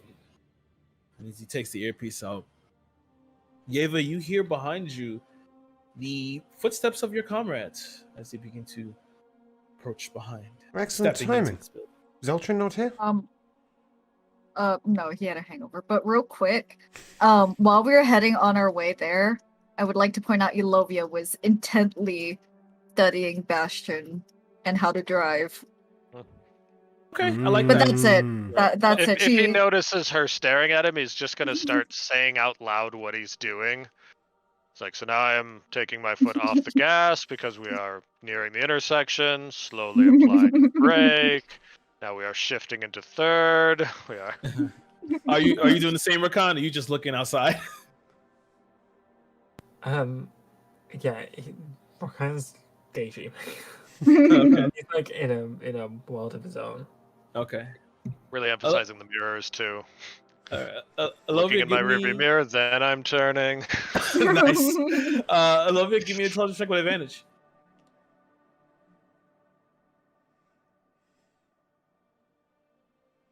That's a 14. As you're sitting there watching Bastion, say too hard. You feel a few more times with Bastion in the car, you should be able to do it. Yeah. And as you all gather together, you approach behind Yeva. You watch as the gnome jumps down from the reception desk and walks around the other side. And he's like, "Follow me." I know what you meant, but in my head he was sat on the reception desk and just... sorry, when I asked no Zeltrin and you said hangover, I definitely would have responded with that. Just to say, maybe we could ask him to check in on Elliot. He seemed close with the kid. He might be the best one to do that. I mean, obviously, whatever information we garner, we'll garner, but just to mostly to show Elliot that we still give a shit. Yeah, I don't know if... Can we send messages from inside the Incarnate, or would one of us have to step outside to do that? You can send Yeah, messages. okay. Cool. I didn't know if, like, we'd set off all the alarms or something, you know? Yeah, so you send the message? Yeah. Okay. You wait for a second, and then you finally hear, "Oh, shit. Yep. Okay, fine." Thanks. There you go. And as the gnome comes around, he begins to walk you forward. As you see, he pulls out this ring of keys, each one more intricate than the next. And as he steps up to the elevator, he you see it's like this. You see it's where the elevator should be. You see it says elevator above it, but it's literally just this. You can see it's like a black shaft. As he steps up to the keyhole, he turns it, and you watch as these four. As you look around, give me a perception check, Ava. Everyone, give me a perception check here. Actually, Perception or Arcana? give me a perception. Perception, yeah. Okay. 16? I'm very intrigued how this That's works. 19. I'm blind. It's an 18. The lights are too bright. You're blind. Yeah, lights are too bright. All right, Ava didn't see it, but you all see as inside of the threshold of the shaft, you see these four, like small little pips at the bottom, and you watch as they as he turns the key, they spread open and they fire out this portal, Fuck you. and you all step in. As you all step in, you feel as like your stomach kind of drops, and like you feel like this kind of cold hits your heart before you step into like this lab filled with all this arcana tech spread around. Sorry, Kurt, would that be an okay moment to take 5? Lavi's got to take a phone call. Yeah, that's fine. Cool. That's fine. All right, we'll be back momentarily. When last left you off, you guys had entered into the laboratory of Solomon Lane. As you come into this laboratory, you see all types of large arcana tech machines that are just sitting around. But the place here is very clean and very, very orderly. You see display cases that have like arcana tech weapons on the side, and you see like other things like arcana tech armor and tools just strewn about.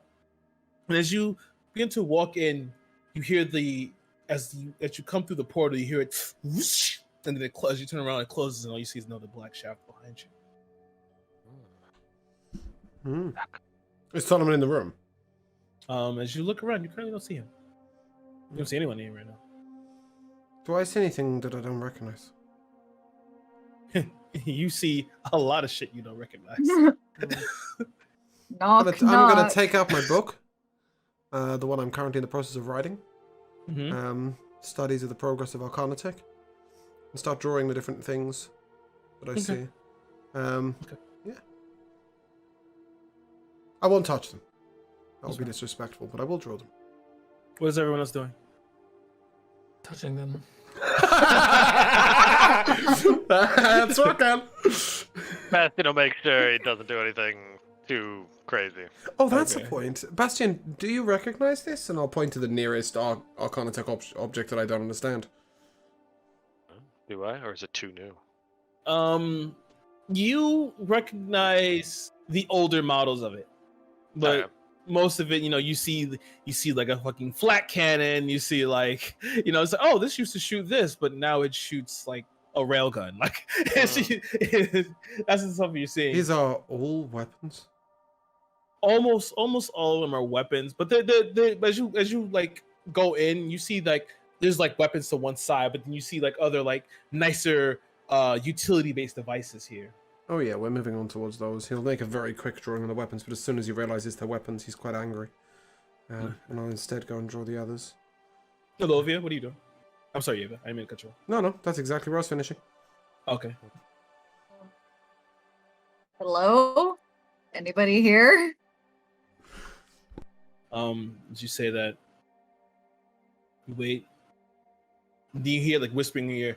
Yeah, I was just observing. And you see as he steps behind you, but you don't see anything until you see like his body begins to apparate out of nothingness.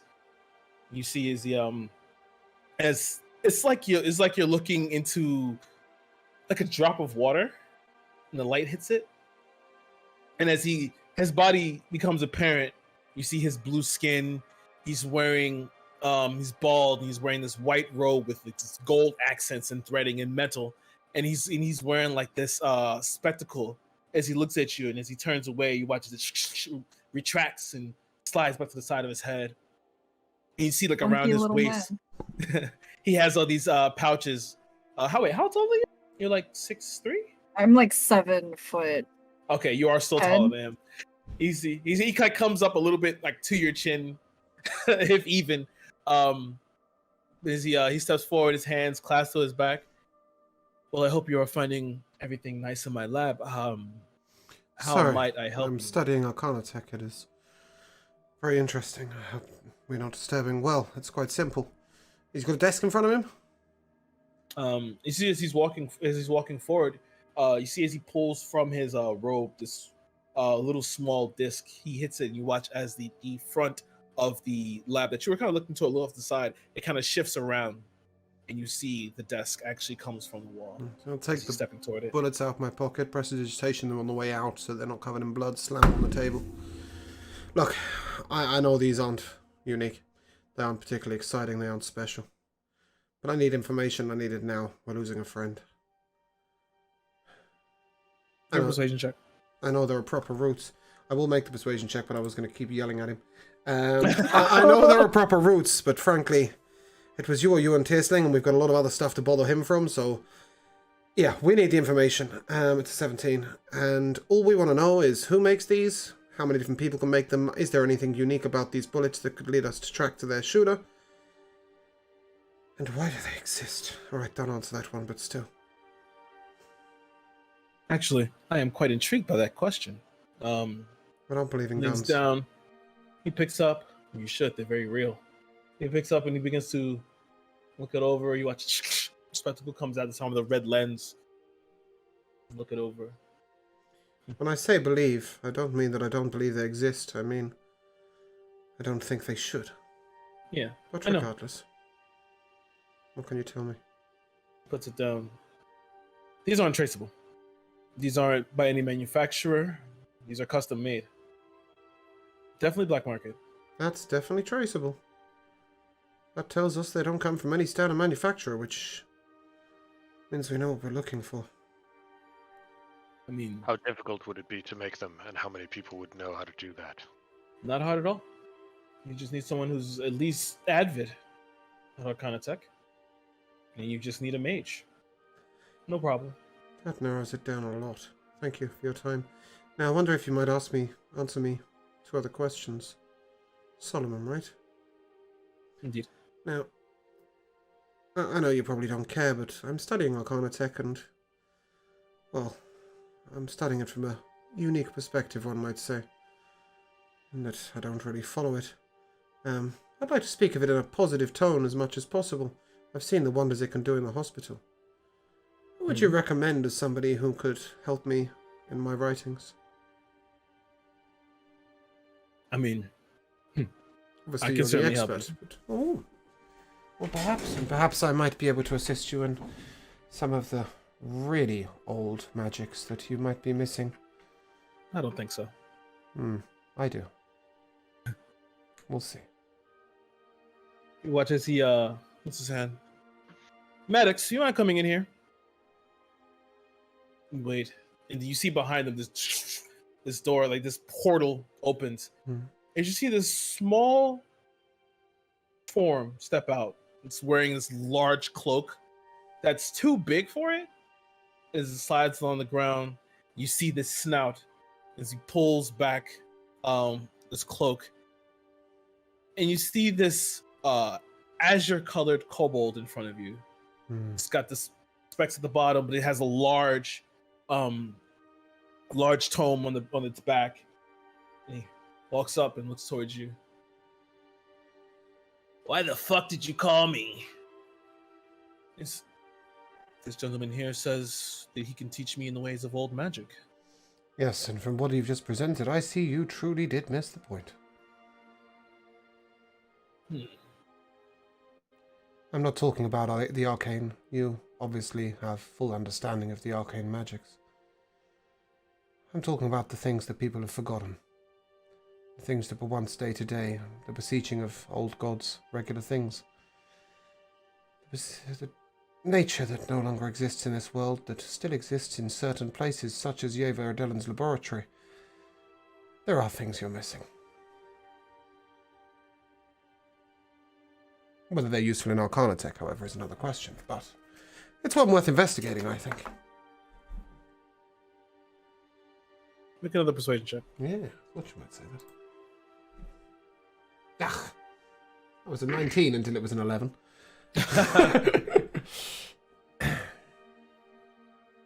You watch as Solomon kind of furrows his brow a little bit. Can you give me an example? Yes. My laboratory is one plant, the Canesthesia plant. It died out 170 years ago, except for this one example. And it brings peace. Now, a man like you, who I would assume likes a bit of profit, imagine using it in the entrance to a police station. A jail cell. A courtroom. Money, profit does not interest me. Oh. I'm only here for the pursuit of knowledge. Then I truly apologize. That is something I can agree with 100%, but regardless, you see my point. It is something that may be missing. And if there is any knowledge I have that you might be missing, being a study of the divine and the religious, in the past, perhaps I have something to offer.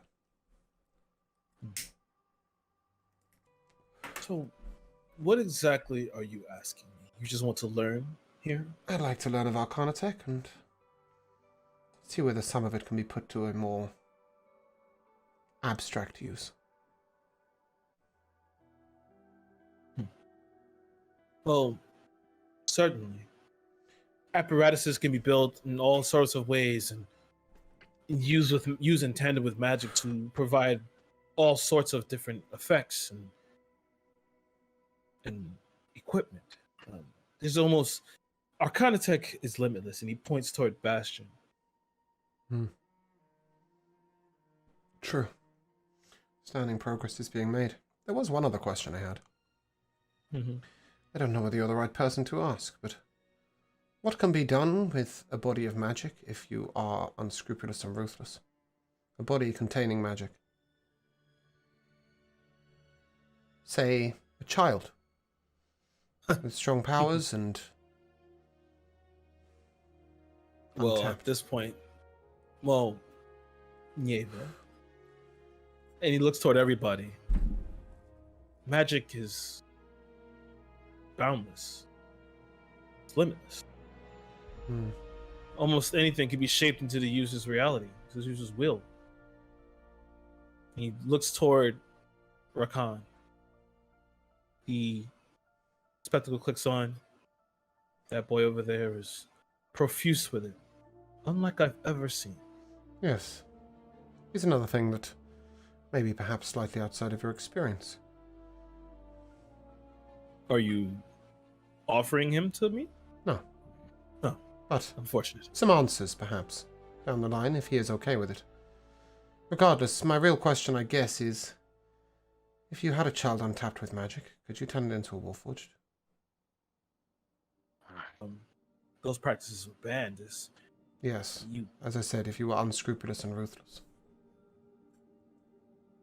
I'm sure you can easily. Thank you. I'm not planning on doing it, by the way. Well, we're That seeking seems some amazing. missing children. I have my suspicions. I could be very wrong.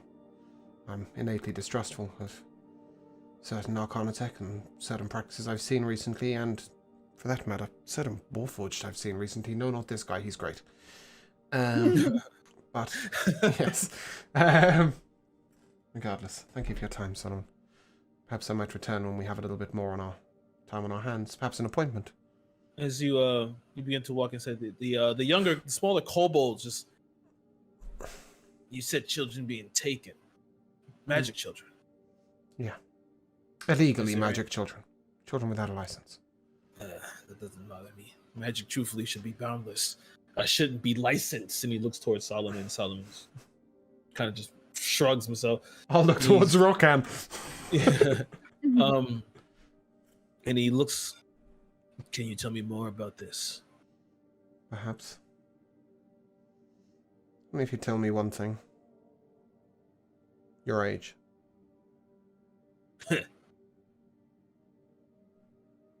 I've kind of lost count. Pushing 600 now. Very well. I was just intrigued. Yes, so... I mean, I'm not one for a report. Bastion, your memory is infallible. Perhaps you could explain. About what? No. Yes, I know, I'm just so aware that I haven't shut up that I was trying to bring someone else in, but that wasn't the moment, I guess. He's asked if we could tell him more about the missing children. Oh, more about the missing children, yes, okay. He's also stated he doesn't give a shit they don't have a license. I just had to think of 1 second and I missed that one sentence, okay. They seem to be targeting homeless children, or vagrants, poorer children. We found a chair with a glyph around it that seemed to be tied to enchantment, magics, and blood. We are under the assumption that a child was bound to this chair and some enchantment magics impressed upon them. We don't have anything more than that. There is one other thing. Yeah? The child. He didn't learn magic like anyone else. The child that we've seen, that isn't captured. 1600 years, I've never seen anybody be able to copy magic at the snap of their fingers. Copy magic? Innate. As soon as he saw a spell, replicated it. Like that. Where is this child? Safe. I'm not sure I'm willing to reveal that right now, but in time... Classified information. We're not supposed to reveal the locations of anyone, really. He's safe. And in time, if a trustworthy relationship is built, certainly more information I can give you, but you understand why this is incredibly curious and incredibly dangerous. Can I get an idea of him? What his interests in this child? Give me an insight check. Does he seem hungry? Insight. No, sorry, I've rolled on Zeltron's page. That's not helpful. Well, his insight's alright.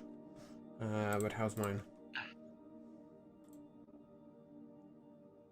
16. 16. You get the feeling he's genuinely curious. He's hungry for knowledge, he's hungry for knowledge, and the fact that you told him that as a child that can just copy magic, he's kind of like, oh my goodness. And what about the possibilities? Insight check on him too. And sorry, this guy was Modrak, right? Maddox. Maddox is his name. That's a 22. 22? I want his date of birth. Yeah, carry on. From Solomon, yeah, he's also pretty genuine. You feel as you look at him, look him over. He's like, you're akin to him. He's also for scholarly pursuits. He wants more knowledge. And the fact that you've enticed him about something that he couldn't know anything about, or that he doesn't know anything about, he's genuinely interested. You actually piqued his interest. You piqued both their interests. Well, you said he was 600, so he's missing 700 years of knowledge. I shall fill in. But yeah, no. In that case, I'd just sort of say, look, he's a good kid, but he's terrified of anybody with a home, let alone with any power. He's a street kid.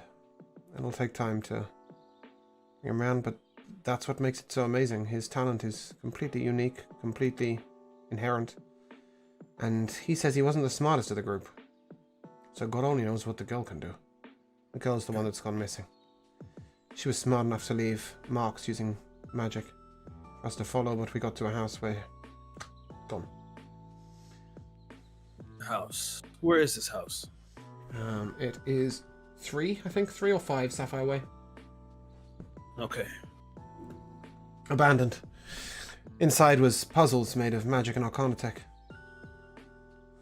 Ways of hiding themselves, but what really intrigued me is there was a strong essence of magic right up to the doorstep and then gone. And until I walked into your incarnate laboratory today, I had never seen the likes of it, but The way your elevator works. Yeah. That's what we saw in the doorway. And as soon as we stepped into that elevator doorway, trace of magic was gone. Yeah. It's a portal, right? One way. Mm-hmm. Indeed. Frustrating. Well, regardless, we're a couple of days behind now, but in amongst the fact that one of our friends got shot with these bullets and the fact that we had 2 people who were attacked who were fairly important, not to us, but in general. Well, to us as well, but in general. And much, much more. Yeah, these kids are going missing. Well, you've intrigued me with the boy. I'll check out that house. Thank you. It sounds interesting. Maddox, one more thing. Mm. You ever read the novel Quivering Twilight? No, it sounds like a bad romance novel. It is. No. Alright. There's a very strange story attached to it. Maybe we'll bring it to you sometime. No. Hopefully.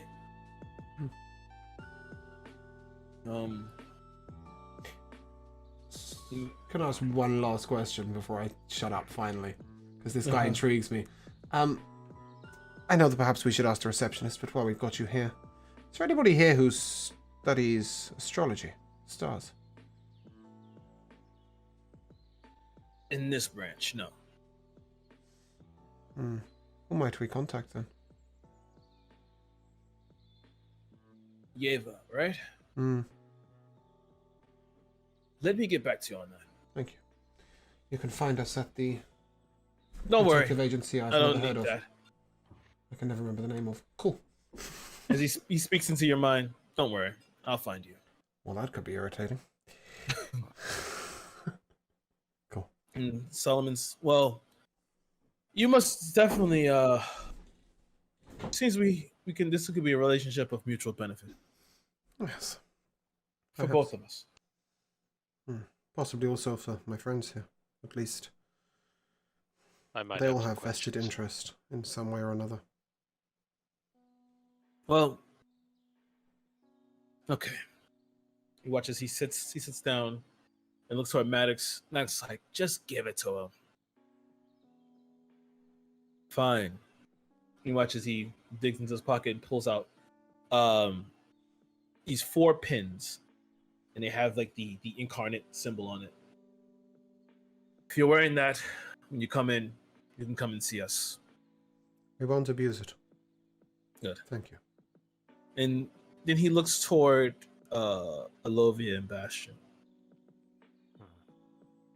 I see, other than Bastion, Solomon looks up. Might I see your Warhammer? Sure. Olivia's gonna give him the Warhammer. Extremely confused because it's just a Warhammer. Takes it. For now. Magic.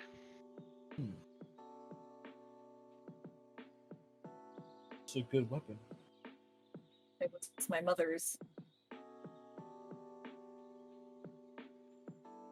Have you ever thought about modifying it? I've thought about it, just never got around to it. Well, if you ever want to modify it, and he hands it back to you, come and see me. Same thing with you, Bash. If you want upgrades for your body or something like that, come and see me. I will keep that in mind. Very interesting, all of you. Neva, make sure you produce whatever you said you're going to produce. I would love to learn about gods, and I would love to see this plant you speak of. Oh, would you? Well, here you go. I'll pull it out straight away.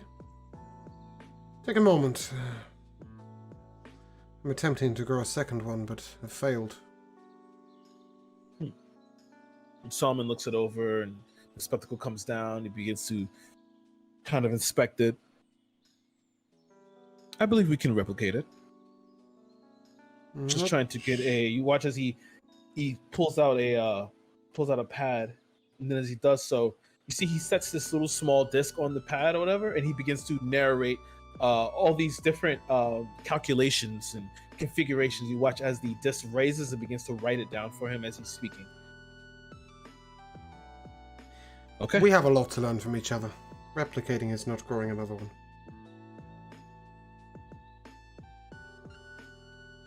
No, maybe we can grow it. Okay. I'll see what I can come up with for you. Thank you. He slides the plant back over to you. Back in it. Straight away.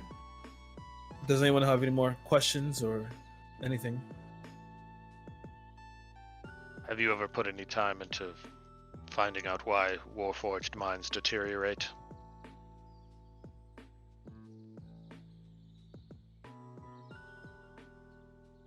That question I would love to know. There's an answer I would love to know. Me too. I will admit I've been too preoccupied with other things, advancements to look back. But Bastion, what is it like for you?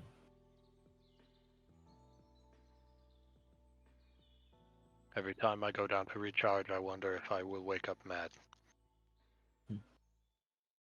I have taken dear friends and confined them in the black zones. I have put down men that I served with.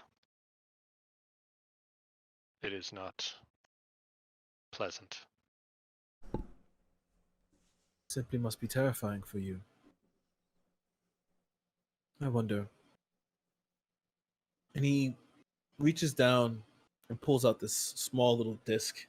He slides it over to you. Do you dream?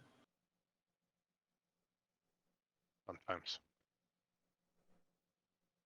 When you power down and go into your low state, before you do, put this to your temple.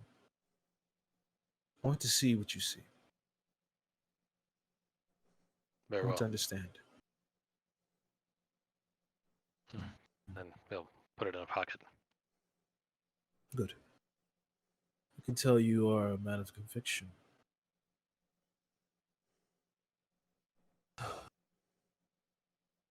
What are you aiming to do, Bastion? I want to save my people from the black, from the madness that takes us. We could be builders.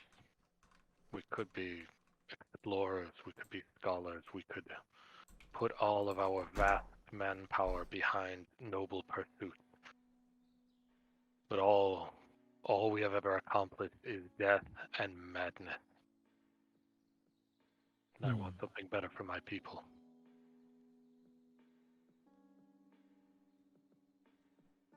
Much he kind of rubs his chin.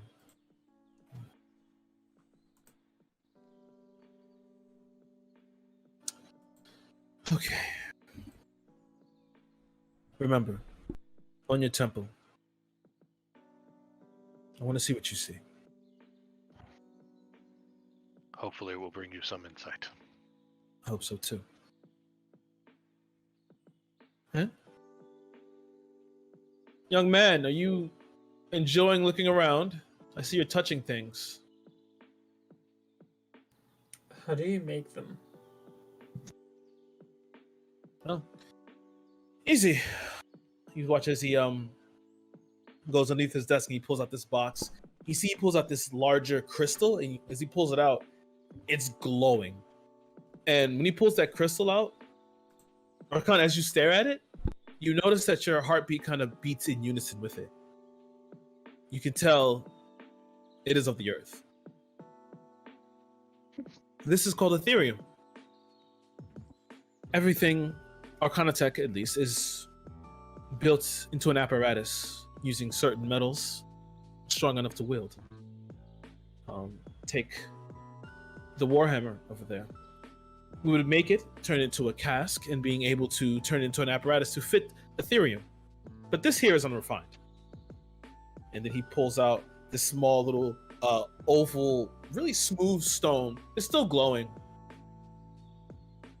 This is refined Ethereum. Building the apparatus, sliding the Ethereum into it, we can then channel magic and combine it. See, Arcana Tech, when you perform magic, for most, and looks toward Yeva or whoever else, you usually have to perform components and somatic and verbal in order to actually cast the spell. With Arcana Tech, it does all that for you. You don't have to do it. So it's like taking literally months to years to 1,000 years of practice and literally putting it into a single press of a button. Makes some people feel redundant. The piece that's of the earth that my heart is matching. Can I move it? You want to try and move the stone itself? Yeah. Sure. And as you just swipe your hand, or what do you do? Yeah, I just want to see if I have a strong enough connection to it. Oh yeah, easily. You just swipe your hand. You watch as it kind of like flies from his hand and like chinking slides across the floor, and he just interesting. Huh. He steps up to you, like leans in. What are you? What do you think I am? I'm not sure. Do you have time? How much time? Oh, I don't know. Maybe 3 days? You have 3 days? For what? Study. What do you mean study? Oh, well, I have to see how you work. I'm It's not interesting. mean. Trust me, 3 days ain't gonna cut it. Well, I'm inclined to believe my new friend here. Try 3 years, maybe 30. You said you take this from the earth. Yeah, the residual energy of the earth forms these ethereum.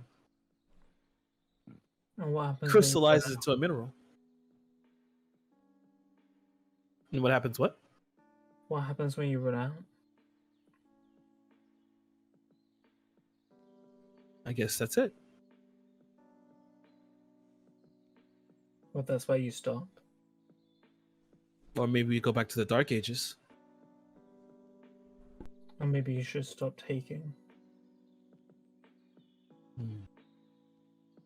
I could, but then the world is all about progress, and I'm about progress. Is it really progress if you're what's the word? Stealing, Plundering. Yeah, that. plundering. Yeah, exactly. Unsustainable. I believe it is. Yeah. Look at outside. You said it's progress, but you also said that if you run out, go back to the Dark Ages. That's not progress. Or maybe it's just a holdover. Until But Arcana Tech has made life easy for the normal man. Everyone, the sweet old lady on the road may have used Arcana Tech to make their lives easier. The hospitals are run on Arcana Tech. Using it, medicine has been able to excel. It's necessary.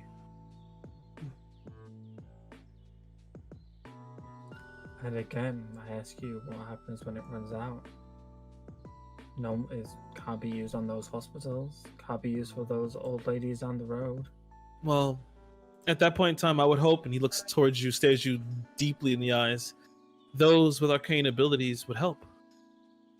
Those who are without. Why would they? That's a question that's on everyone's minds. True progress would be working out a way of giving it back. Making the limited resource limitless. Yeah, I think we are going to get along. That ain't from me. That's from that one. What points are Rockham? No. He's the one with... limitless resources. Interesting. Huh. Oh, you've definitely given me a lot of gifts today. I got to meet a limitless boy. A man who's frankly probably older than my entire family. I've met a warforged who isn't insane and wanting to save the rest of them. And I met a woman with a warhammer. You just don't see that every day. Perhaps I might start with our original question again. These bullets. How would we find out who can manufacture these people? You mentioned a man with an interest in Arcana Tech and a mage. But a laboratory? Metal? What's needed? Tracking these people is the key to finding out why certain people are dying. Is Ethereum required? For the bullets, as you look at the bullets, you see that the actual other than the jacket, the actual tip of the bullet is actually made of Ethereum. It has the same green glow, but you see that the green glow here, there's no green glow here. It's just a dark stone now. It's been expended. And do we just as PCs understand how easy or difficult it would be to get your hands on Ethereum? Is it something just expensive, or is it would be like me getting plutonium? Jesus. It's no. It's just we getting heroin. I don't know. It's not hard to get. Right. It really isn't hard to get. There are a lot of like mines and companies that give Ethereum and then supply it out. It's not hard to attain this. Okay. Rokan, are you willing to reveal a little bit of your nature? I wonder if we might try something. It seems everyone we meet, you're very willing to. I don't want to talk about your past. I just want to tell them of one of your talents. I wonder, Solomon, do you have a piece of untapped Ethereum? A piece of Arcana Tech with tapped Ethereum, and this bullet here, right, is completely used Ethereum. Is that correct? Would you mind putting all three pieces in a line on a table? He puts the... Is this where I find out that I'm the Avatar? With this test? This is where we find out if you can tell the difference between the three. He puts all three down, and as he puts his hands over it, mixes them up. What do you feel? Okay. Rokan? Give me a perception check. Great, I could have done that. Well, like I said, that's a dirty 20. There you go. Done. Dirty 20. Yeah. You watch as Rakan steps forward, and as his hand hesitates over one, he chooses the middle. And Solomon just smiles, just curls up on his face. There you go, tracking device. Wow. Told you it couldn't be too difficult to track. Solomon, where are weapons legally made in this city? There's a little bit of a some are made here. Yes, apart from here. Yeah, some are made here. There is a small factory. All right. It's a little bit closer to the Lohain district. But closer to the Lohain district, a little further past. Like you go to the Lohain district, but you keep going down into the complete industrial area. It's alright, we're trying to avoid it, so I'm just checking. Okay, yeah. Those places. And lastly, untapped Ethereum. Is it kept anywhere in the city? I'm not trying to go and steal it. Is it kept anywhere in the city other than here? You can find untapped Ethereum almost anywhere, but then you watch as he kind of points down. Yes, no, I'm talking about above ground. Well, at least in someone's cellar. Maybe magic shops. Right, well, we'll avoid those then. Looks like we need to go and test out your senses, Rokan. Mighty senses. Yes, I was so close to saying that. Your radar. We might be able to find this manufacturer and find out who they're selling to. I told you. 3 days, you wouldn't have had a clue. Right. But his secrets are his own, and they're for him to reveal, not us. You watch as he takes like this fucking apparatus and like puts it around Rakan's head, trying to measure his cranium size. Just interesting. He writes it down. Yeah, good luck. I'm gonna the rock that I threw before. I wanna throw it again, but aim it at his head. Okay. Make an attack roll. He's also a tad volatile.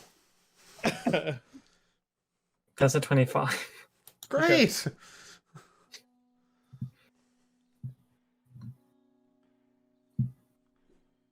Okay.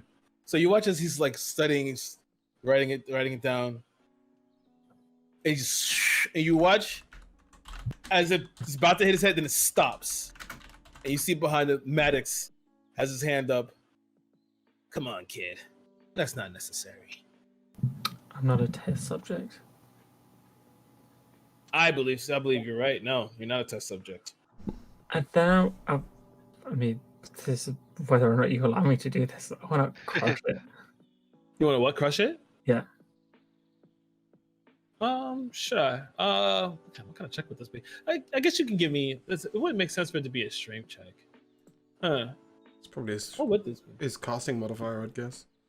Yeah, give me just a D20 and add your casting modifier. I know how he casts spells, so that's why I said it. That's a 21. You shatter it. Okay, and then I'll put some of the pieces in my pocket. Put some of the pieces in your pocket. You saw as Maddox is like, this cocky little shit's pretty cool. Yeah, like I said, his secrets are his own for him to reveal. Go on, Abby. Sorry, didn't mean to cut you off. I don't think he's cocky. I think he's a bit grumpy. Okay. Just today. I think he's right, but we'll leave that for another discussion, another time. Well, well, I got some things to study. Give me a lot to think about. I'm gonna see that. I'm gonna check that house out as soon as I have the time opportunity. If I find anything, I'll let you know. Thank you. Thank you. Appreciate your We help. appreciate your time and patience. And Solomon looks toward Bastion and Lovia. Looks back toward Bastion. Please, come see me when you have the time. I really would love to see your dreams. I appreciate it. He sits down on his desk. Okay, go. Alright, As we'll we're check out the jacket. No, sorry. as we're walking out, Elovia's gonna turn to Ava. How's Viviana doing? Her lip twitched. It's a good sign. That's good. Took everything It I is. had, but it was a good sign. It's extremely disheartening hearing. Well, I already said this, but hearing that Arcana Tech still can't save her. It saddens me that my daughter really never had a chance. We don't have any of this. We don't even have your standard healer. No. And yet, a lot of your people live a happy and fulfilling life. I know you don't believe in fate, but sometimes the world's a bitch. Extremely proud of my people, but medicine is certainly not our strong suit. Maybe we can change that in time. Perhaps. But some things I feel are in some ways perhaps not meant to be is the correct word. As I said, I know you don't believe in fate, but sometimes we have to take what we have and move on with it. And go forward and make the best of it. I don't know if Viviana will ever wake up, but we won't stop trying. Well, I think she has the best chances of surviving. she does. Yeah. But it really puts into perspective Mm, how unfortunate my daughter's situation was. awful. Well, this shit got real heavy.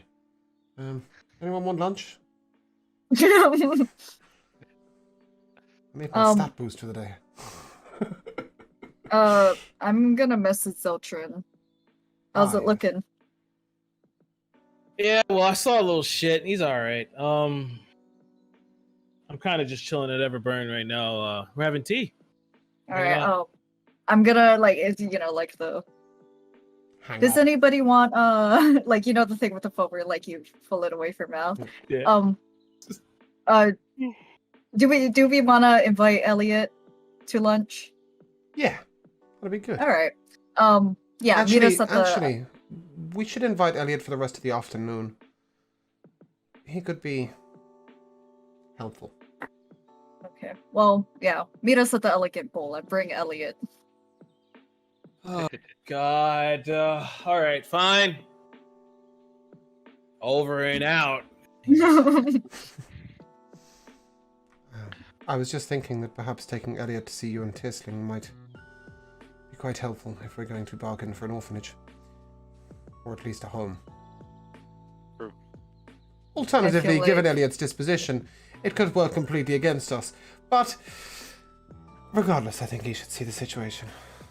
I feel as though he would help us, considering A, we saved his son, B, we're literally a group of people trying to help the city. And second, lastly, we have some important information he might need, and worst comes to worst, we'll blackmail him into giving Elliot a license.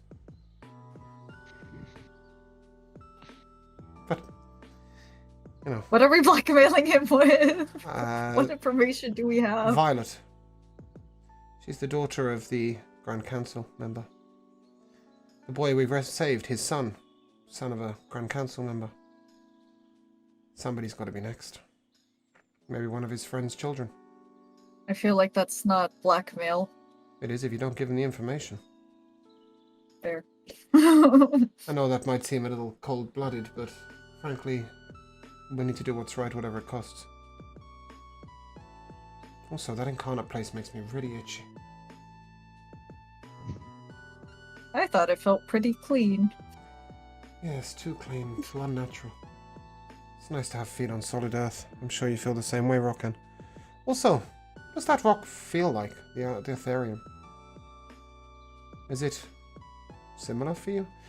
I'm sorry, I've just put you on a complete spot because you ain't got a fucking clue, have you? Yeah, also, what do you mean by... Does it feel... Does it feel similar? natural? Does it feel like normal rock? Is it... It feels like...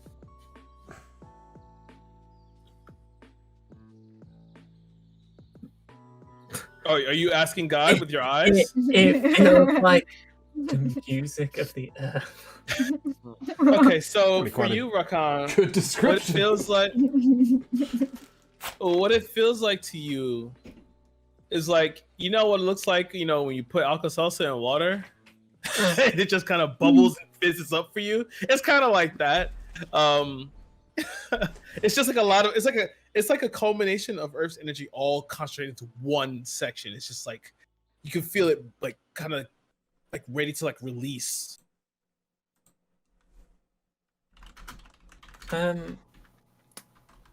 It feels like... I got it. It feels like untapped potential.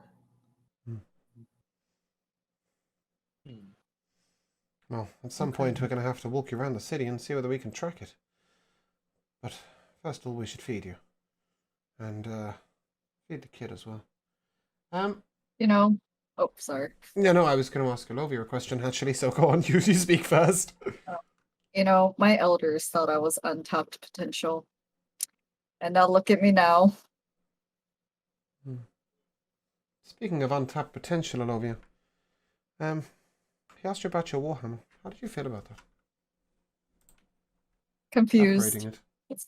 I mean, it has sentimental value, but other than that, it's just a Warhammer. Yeah. Does making it more feel right? Or does it feel offensive? Wait, what? Sorry, can you repeat Does that? making the Warhammer more, does it feel right? Or does it feel offensive? for my own usage. I mean, I'm sure my mother wouldn't mind. It doesn't feel either way. I feel as though she would, she would guide me to become stronger, a better warrior like she was. I was against Arcana Tech, and this is a shield of my god, but... Oh, it would feel so much more right if it was natural magic. But I definitely would like to find a way of allowing me to protect more people. It's hard to say no to some of these things, even knowing what they're doing to the Earth. I feel like something coming from your god and something coming from your mother are two very separate things. I feel like with Yevra and Olovia, the sentimentality are probably very similar, though. Go on. My mother she never had the technology that, I now have access to, so I feel like she would think it would be right. I wish you were with me at the hospital, Rokan. I saw Arcana Tech doing unbelievable things. It makes it a lot more of a complicated decision than I'd previously seen. Not that it's our decision, I guess, but we'd like it if it was. The Earth's not a limitless resource. It would be great if we could find a way of giving back, but what it's doing, it's not all evil. What's a bad thing's gonna claim to be doing good? Yeah. But it's a lot of good. It's frightening. Sometimes a tool is just that. A Yes, tool. but the Earth is not It has at all. no agenda. Then what happens if this Arcana Tech saves lives? What happens when there is no more Earth to dig for? Yeah, that is the true worry. People are so short-sighted, especially the young. I don't know how we'd even go about it, but finding a way... Wait. Is there a normal-looking rock around? Sure. I mean, it's mostly like concrete, but sure. Okay, I don't suppose... You can move rocks, right? Yes. You can't make them... This is going to sound so stupid. You can't make them more excited, can you? Perhaps charge them. There's a DM decision. If I'm Gambit. I'm asking if you can shake the particles inside the rock and see whether you can turn it into Ethereum. Yeah, I thought about Gambit too. So yes, I'm asking. That is what I'm doing. I'm asking if you're Gambit. God, am I Remy LeBeau? Mon ami, pick up a rock. Let's see. Okay, I will. He's probably walking around with one in his raise pocket. a rock and attempt to vibrate it. You pick up a rock, and you try and Put your you magic try and aside. connect with it on a deeper level. Romantic. Give me an insight check. Only in This Kira's goes campaigns do we badly. inside I check don't- rocks. If this goes badly, am I going to turn it into a rock? Who knows? We'll see. 13. You close your eyes and try and focus. You feel as if, as you stretch out your consciousness, you touch something. You know how to, of course, you know how to easily manipulate the earth. You're on that shore, and you decide to delve deeper and go forward. You try a bit more as you've been now gotten into meditation and focusing and truly feeling the earth move, connecting with it on another level. Even if you are part of the earth, this is something else that you're trying to do. You're trying to force years and years and years of concentration into a singular moment In the middle of the high street. in the middle of it. And as you stretch forward, you feel that there is another landing that you could touch, but it's too far to your reach right now. And you pull back, and as you come back, sweat beads around as it drips down from your face. You took a point of exhaustion for that. Nah, the cost is even bigger. You can't expend you to make therium. That's completely pointless. But it does raise an interesting question if enough people worked in concert with your understanding. Well, should we get you some lunch?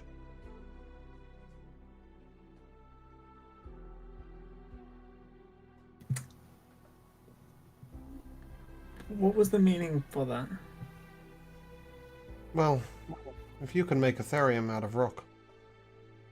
Now, I know your talents are unique, but with enough assistance, with enough other magic users, with enough people with enough talent inside of them, we could start giving back. They deplete the Ethereum, we put it back. We make the Earth whole again.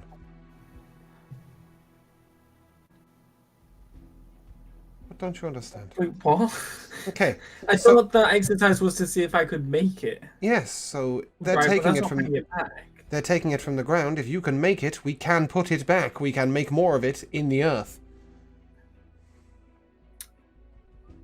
Yeah, and sorry, that's not how Rokon talks. No, I know what you're thinking. Yes, I understand. We would need to find a way of putting the rock back too. No, that's not what Oh, I was okay. going to say at all. Are you suggesting that I am used like No, a cow on a farm? no, I'm suggesting you're used like a teacher.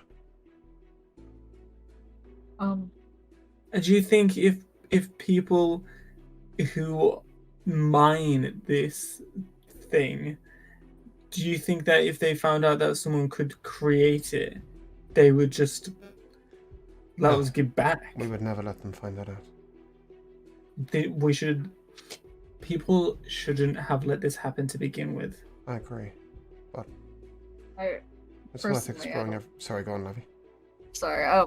I know that this isn't my, place to talk, but where I come from, I don't think that we should just let people living so unsustainably just keep on living unsustainably. My people, we give back to the earth. We take from it and we give back. I don't think these people should just be able to live how they want and not reap the consequences. It's most certainly your place to talk. It's an issue of... What is the word for humanity in this world? You get what I mean. It's an issue of... Peopleism. Yeah. You know what? When Being I'm writing, I find that conscientious. issue too. It's an issue of being conscientious. And your people are that in full, but if these people digging out Ethereum keep digging and digging and digging, eventually it won't only be them that don't have the resource. Your people won't have it. No one will have it. My people don't use it. No, but the Earth being depleted of its natural magics doesn't just stop Arcana tech. It stops growth. It stops natural magic. So, Then let's stop it. well, that would be the ideal, but as I say, some difficult decisions. Ethereum, Arcana tech, it's doing some good. A lot of good. If it was sustainable, it'd be better than just stopping them dig it, but, well, we've theorized about the Earth. Can we please do it over lunch? I'm still hungry. Yeah. Hearing Yeva talk for like an hour has made me famished. Yeah, I'm not surprised. I'm famished. Bastion, give me a perception check. Disadvantage. Awesome. All right. Better not be about to be hit by a car. This is a I see you guys are in the car. This is a drive-by. Ooh, Okay. 13. Oh, we're driving, aren't we? Right, okay. I'm That's what I sorry. was gonna say. I thought we were still in the middle of the high street. Sorry, mate, carry on. Nah, he's got the whip. So you guys, you mean to drive and you make it back to the Avenue of Gilding. District of Gilding, and you make it back to the Elegant Bowl. Making the area is a little bit, the Elegant Bowl is a little bit more empty than you last saw it. Perhaps the lunch rush is already over, and people have already moved out, but there's still a few customers in here. But you make your way in as you see a different host this time. Yeah, it's like he's a little younger, half elf, brown hair is kind of like covering his face. His eyes are green, and he's wearing like he's wearing his a nice little like a burgundy suit, but he's like all cool with it. He's got like the button unbuttoned, but he has the tie on, but the tie's all the way buttoned up. It's just a little bit hanging down, and he's like leaning. He was looking at the book, and his hand was just in his head. And he didn't even see you guys even come in, and as you all step up, he's hello, welcome to the Looking Bowl. Shit. Shouldn't have said that. So like Zeltron as a host, basically. Speaking of which, sorry, sir, have you seen a tiefling come in with a young boy? Oh, you're with them? Yes. We're their babysitters. They're over there, and you see like Elliot's over here. He has like bread in his mouth, and he's over there talking to Zeltron, and Zeltron is like showing him like all the inner workings of a gun, pointing it out to him. And you see like one of the waitress like, could you please put that down? Like, you're not the only one in here. He's like, and Zeltron's like, what? What's the problem? It's better he learns how to use it, right? That's not the problem. And as you guys all show up, as you guys all getting to come around, the host leads you over, and he's like, "Oh, hey, what's up?" So yeah, this is the safety. Don't worry about that. And you guys all get to sit in another booth a little bit further up. And this time, the little illusioned window is displaying a desert area. Waiter, is Hayden in the kitchen? Let me see. I don't know if he's in the kitchen or not. She got working hours. Hayden's in the kitchen. Yeah. Sure. I suppose you could tell that Yeva's here. I'd like a word. Sure. Yeah. I'll tell her. Thanks. And Wait, before you go, yeah. Does anybody have any preferences on scenery? Maybe we should ask the kid. Elliot? I want space. Oh yeah. She looks. Good decision, kid. She's like, okay. She waves her hand. You see like this nice space, like cosmic sea area, little planets in the back and moving around. You can see like, a shooting star go across. And Elliot's like, yeah, fucking space. Oh, more bread. She's okay, more bread. Anyone else want anything? A round of Krauter liqueur. Count on the car. Okay. Or all but the child. Ellie's like, Zeltron's like, yeah. And he's like waving the gun. Yeah, get it for him. Can you please tell him to put that down? I'll just have water instead. Okay. Sure. And So Colin's just staring at the scenery. okay. And she comes forward. Sir, do you want anything? Sorry, did Hayden come out? No. Okay. You're taking drink orders currently. Oh, drinks? Yeah, sure. Just water's fine, thanks. You ran a marathon. You okay? Yeah. Oh, you're getting a nectar of Krauter liqueur either way, because I ordered a round for the table. Okay. And He's dead. He's dead. No. You watch as she bows. My name's Sully. I'll be your waitress for this afternoon. And she wants to walk into the back of the kitchen. While you're sitting there, you hear, no shit, he's outside? Alright. Okay, fine. Don't fuck up the risotto. I'll be up. You can see Hayden come from the back. Her normal shaved sides of her head. You watch she's like kind of wiping her hands with a cloth that's like around her belt loop, and she kind of like puts her little chef knife on the side. It seems like she never goes anywhere without it. And she walks up, puts her fist on her hips, and just, well, I didn't think you guys would be back so soon. Welcome back. This time the meal's not free. We were going to be regulars. Oh, good. I got a couple So what's up? requests, Hayden. I don't know if you can make it happen. What? You told us that you would take pleasure in cooking for us. I don't suppose you do anything that doesn't contain meat. I know. You're a vegetarian? Not 100%, but I do prefer it. But I see the jasmine rice and the wild vegetables with your raptor tenders. I wonder if you might do me just the dish without the raptor. Maybe a few more vegetables or something. Oh, God. See, Ava, I thought you were cool, but you're a vegetarian. Well, here comes the cool bit. See this kid here? Nobody can remember the last time he had a decent meal. Spoil him. Spoil him rotten.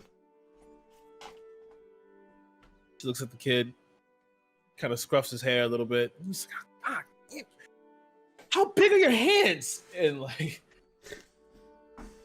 I like this little shit. All right, sure. And Thanks. she takes a step back and goes toward the back. You watch as Sully comes back out with the drinks and puts them down. Does anyone want their food, or are you guys still thinking? What did Elliot get in terms of drinks? Ellie got water. She gave him Okay. a glass of All water. Yeah, she gave his ass a glass of water. He was good. Worst case scenario, I was gonna switch my water with his drink.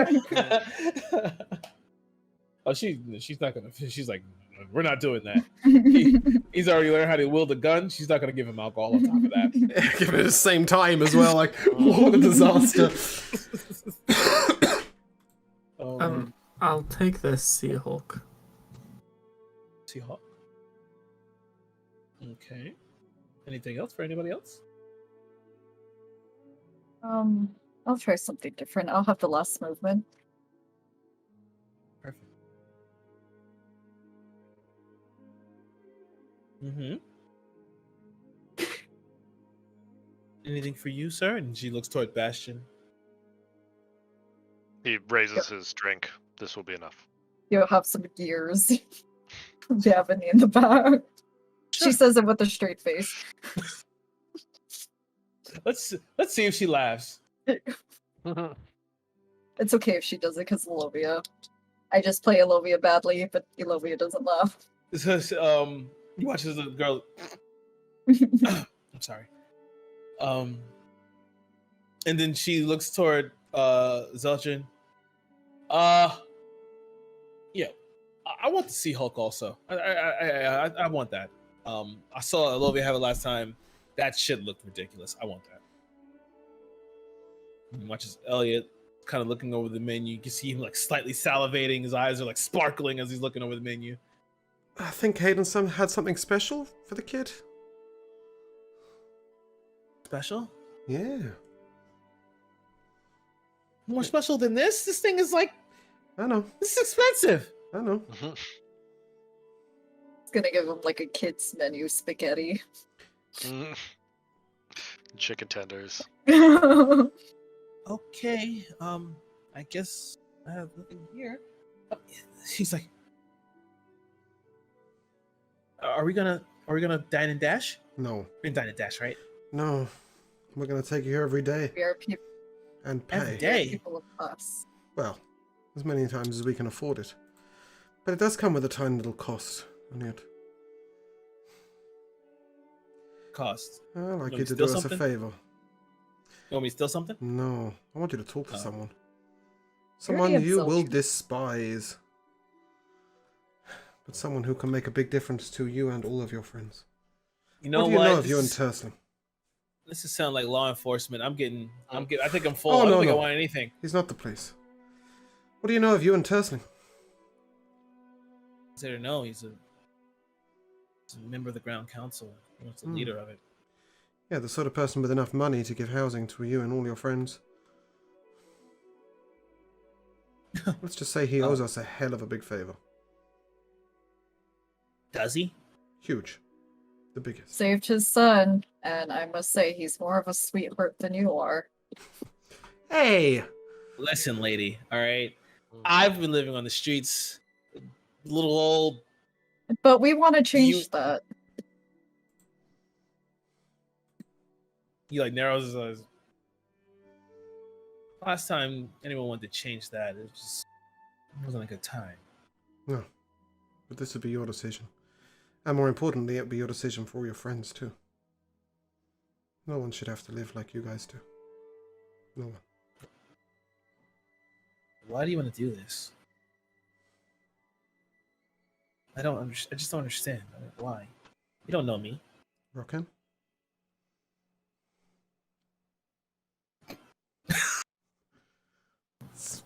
Yes. Sorry, I kind of assumed that you were the one who would answer that question.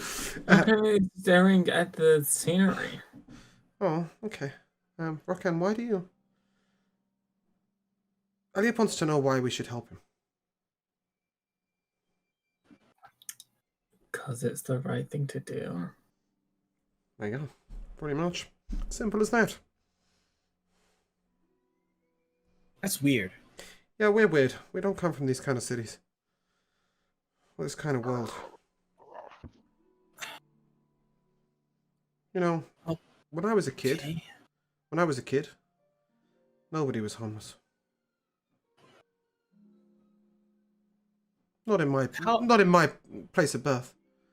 How old are you?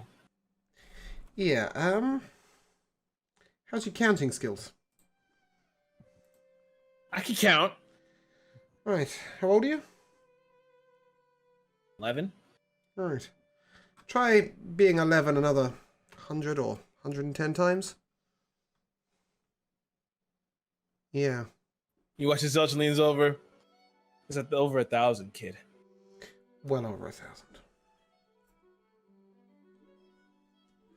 You're old. Oh my god. Yeah, but when I was a kid,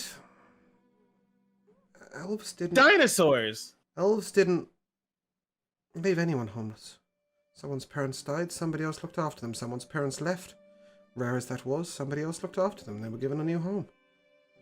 They were helped to live. They were helped to afford things. That's exactly how I was raised. My parents died when I was young. Village people took me in, and, well, later on I had a daughter of my own.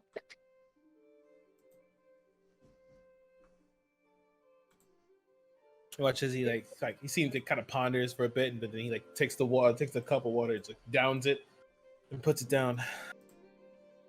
And you watch as Suli comes back, and as she comes back, he's holding the glass. Another. And she's Please. okay, and she waves her hand and create water. Builds into the glass, and then she looks at Elliot. Your food will be out here shortly. Wait, sorry, real quick, for monetary sake. So we have 2 sea hulks. Whatever I'm getting, what is Eva getting and how much it costs? Yeva's asked for from the side, but without the meat. I don't know what they're going to charge us for that, but I'm imagining she's going to bring us a bill at the end. And God only knows what Elliot's going to get.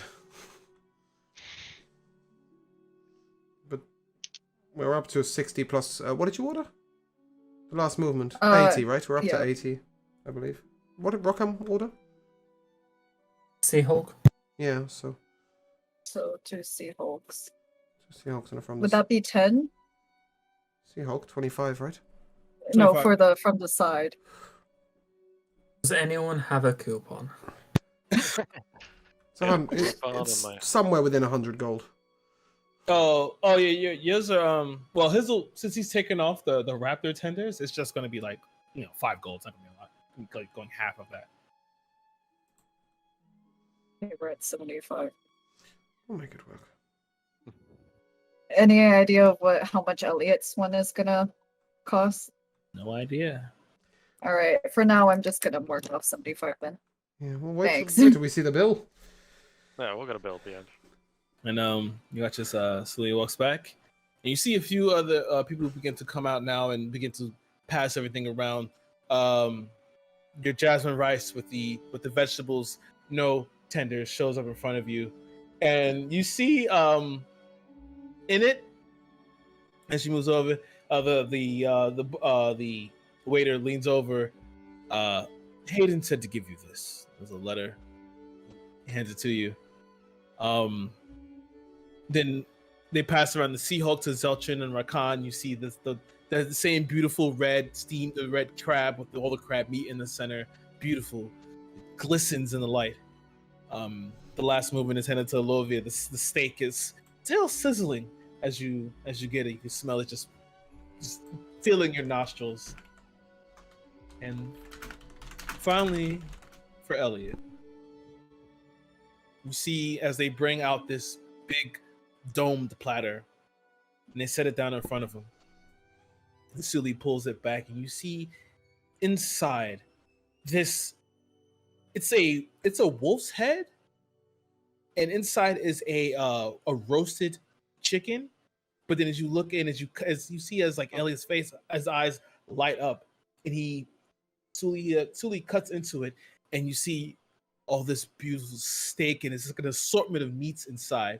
And as you look deeper, there is literally with inside like a ball of rice, so it can all be eaten with the fork, pulled back and back and back, and just layers and layers upon food and vegetables, and the smell just permeates out. And like on the side, you see that there's like a little bit of sauce, a little bit of like this nice red wine sauce that's drizzled on the outside over it. Sully looks over, and then she looks toward Yeva. Miss Hayden says thank you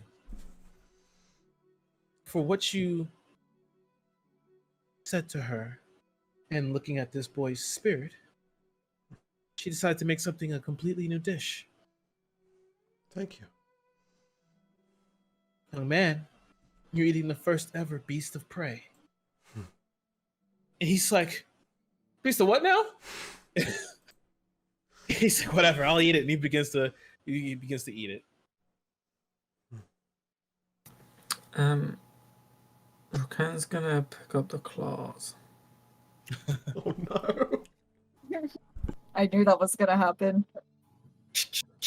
And then he's gonna just start like, Yes.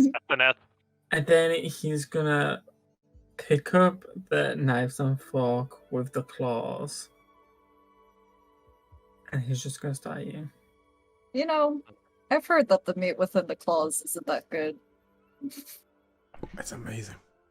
You've never Really, had a good lobster roll then.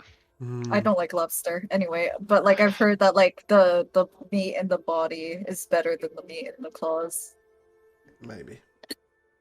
Rakan, give me a dex check as you try and eat with the utensils. Close to being a 19. That's a 5. Spray it everywhere. Yeah, it's just the juices are going all over your hands. The meat is kind of spilling out. You drop the fork on the floor. It's just a bad time right now. But you know, I would assume you use your hands at that point. Oh, you just okay. You just. Yeah, when we get home, I think you're gonna need something that we like to call a shower. Oh, what? Yeah, it's something that we call a shower. Clean What? yourself. Why? That crab juice is gonna get all sticky, and that's honestly kind of gross in my opinion. That's the fun of it. Elliot, look. That's what it's about. It's about enjoying it. You see Elliot, his face is smattered Yeah. with food.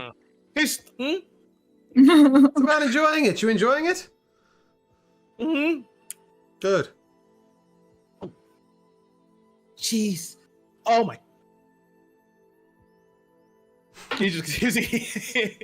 That's my boy. Bastion's gonna raise his glass of the Croucher liqueur, and for a moment be like, in the last few days, we have fallen down a cliff We have been shot at.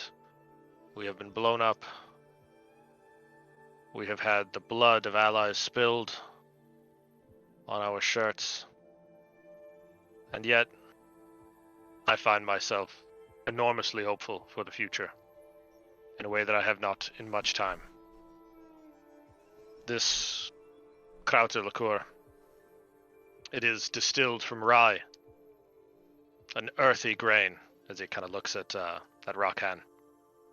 It contains wormwood from the land of the elves, star anise from the lands of the Goliaths, from your islands, and then looking at Zeldrin, and ginger for spice.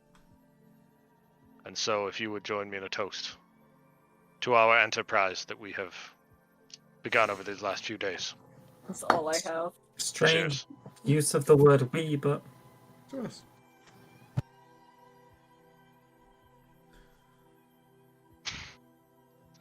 I just want to say, as a DM, if any of you die, I might cry.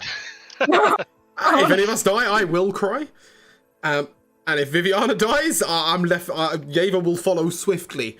I don't suppose this food also heals me, does it? Huh? Don't suppose You this know food what? is also healing, is it? Try a short rest. Without the meat. Yeah, short rest will do.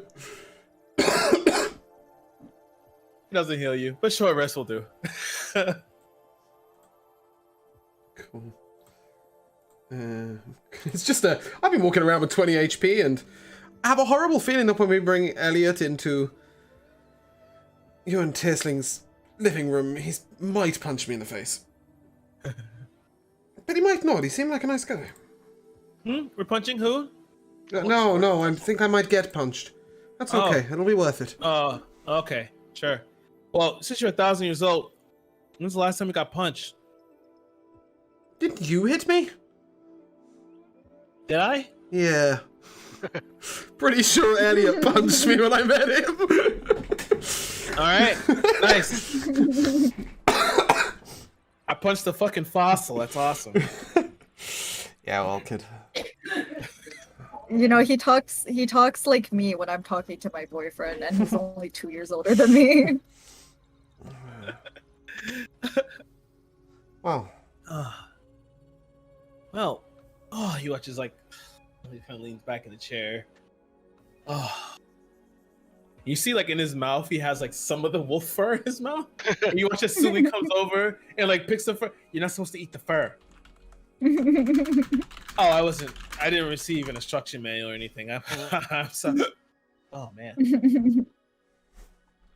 I'm ready for a nap, I guess. So what did you guys want to do? Why are we here? I want to take it to you and Tersling.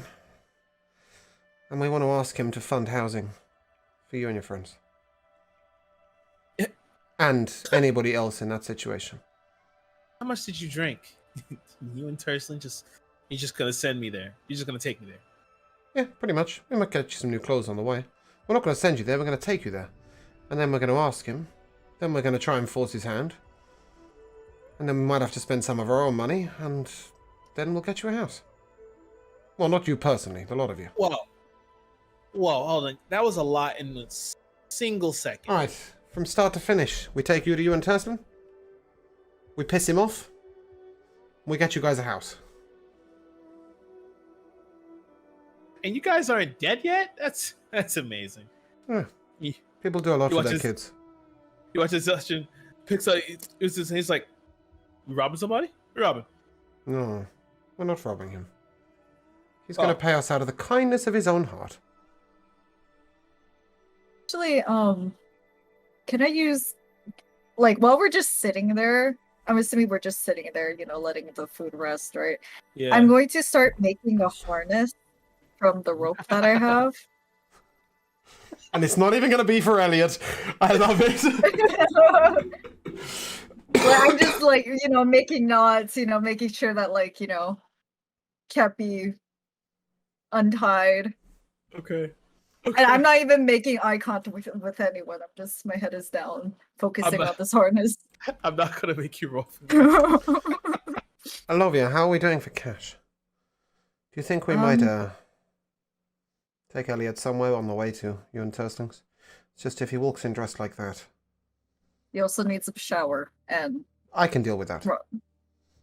Rockhead might need one too. I can deal with that. Anyway. Yeah, we should have enough. I still have no idea how much Elliot's No, we'll find out. food has cost anyway. Oh, at that point, can I read the letter in my pocket? Yeah. Thank you.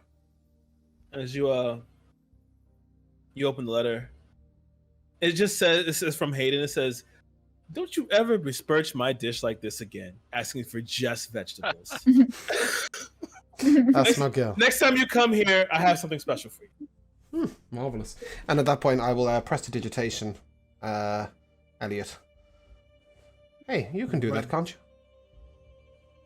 Clean yourself up. Oh, Elliot? Yeah. Clean Who yourself up. watches he?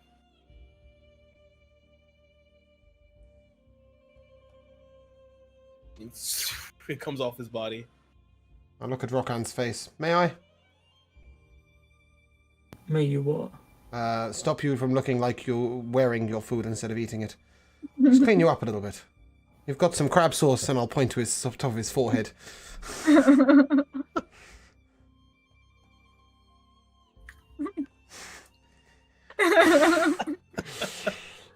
All right. Oh, anyway, and I'll just yeah. There you go. That's the digitation. At that point in time, Sully shows up and hands you the bill. It comes up to the 75. It comes up to 75 for yours, but then it's an additional 25 for his. Yeah, cool. Oh. Go. That's what we thought it would Yeah, not that bad. be. Marvelous. You can assume that she cut it because you gave her inspiration. Cool. Yeah, that's going to cost us 50 the next time we turn up. But yeah, the next time you come see it, maybe a little bit more expensive. Yeah, we'll take him a breakfast next time, eh? Regardless, pay up and where's the nearest clothing store? That's Shiloh's, right? Yeah, Charlotte's Boutique. Okay, let's hope she does discount for kids. We'll take him in there and... Okay. Hey, Elliot, I know this isn't what you want to wear, but go pick something out. All right. As you get to Shayla's boutique, you see as this gaudy human woman. She's like wearing like a very hoity-toity style of dress. Yeah, her hair is all combed up, but you can look and see that some of it's been like kind of like it's been like restitched here and there, but it's she's done her best to kind of hide it. Her hair is nicely kept up. She's like, "You've brought this thing into my shop." Yes, and now you're going to dress him in your finest clothing.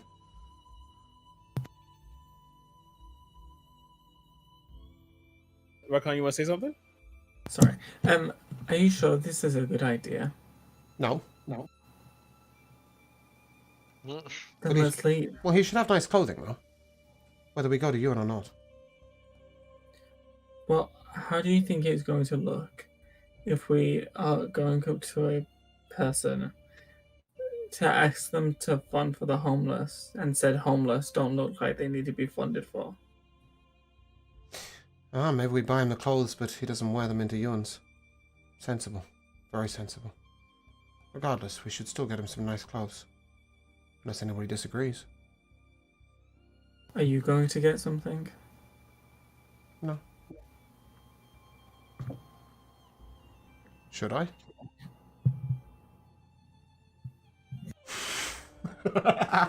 I've seen that look before. Exhausted Rakan is my new favorite character. Yeah, regardless, whatever between Elliot and the woman who is a bit of a cow, work out. As you sit there and you begin to you speak to her, whatever, you kind of like flash the purse. You know, you hit the bottom of it. Shing shing shing. Oh well, you should have led with that. Come, boy. You should have led with "Hello, how are you?" But we can't all be perfect, eh? And then she begins to walk with Elliot, and Elliot's like, he watches like Elliot's walking behind her, and he watches he prestidigitates a fucking sign on her back.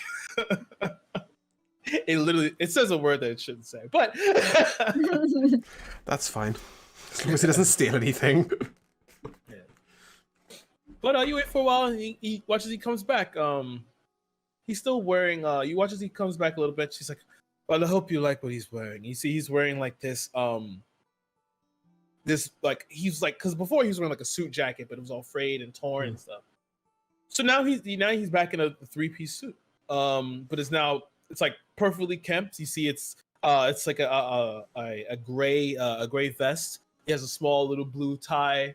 He's got the black suit jacket on, black pants, and black shoes as well. And you see that she's actually brushed his hair out of his face, so you can actually see his eyes. And she tried to get him to take. You heard a little bit of a scuffle. She tried to get him to take off that earring, but he would not. And you see like you can see like on her hand like a little bit like a mark on it. They were in a bit of a scuffle, but you see she backed down. Yeah, she lost. Good. Yeah, she lost. But like his pants are a little bit higher up, so you can see like gray socks underneath, and like he have two-tone shoes. And he's just like, Biffy. yeah, I guess I can't really run in this. This is weird. Well, plus clothing such as that is only meant for special occasions. So I can take it off? Well, Basically. you might need to for Yuan Tisling, but I think maybe we should show the kindness of us before we ask him. I could be wrong, though. Rokan did have a point. But I'm not sure Yuan Tisling's going to go for the sympathy movement, or these kids will already have a home. I think we're going to have to twist his arm pretty hard. Okay. Sure. Let's go. Let's go. Yeah, well, I think we're just going to rock up to the front door, aren't we, guys? Or the front gate. All right. Ring the Walk damn back bell. up to the gate. You see the two war forges in the front. See two war forges in the front sitting there. Oh, sorry, did the woman Okay. charge us for any clothes? Oh, she did charge you. How much is that shit? It's not a lot.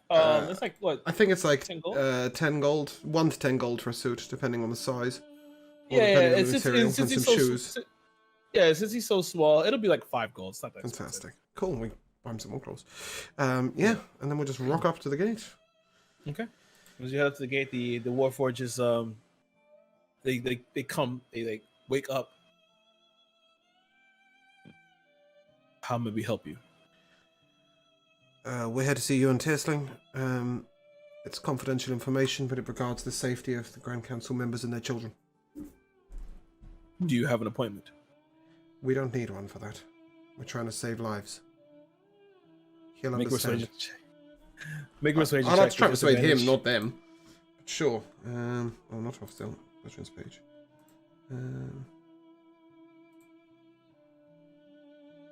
5. No, we don't have an appointment. And then you can't get in. And he just Um, turn back off. Not asking you. Oh, he's just they're off. They fantastic. turn We'll right back off. We'll try and walk past, so that'll wake them up. You gonna try? Well, okay. Yeah. As you try, they stand up, and as they reactivate, they immediately point their guns towards As you. I was saying, let your boss know that the safety of the Grand Council members and their children is at risk, and somebody would like to give him some important information regarding it. Let him tell you if we've got an appointment. Make a perception check with disadvantage. Perception? No, Bastion.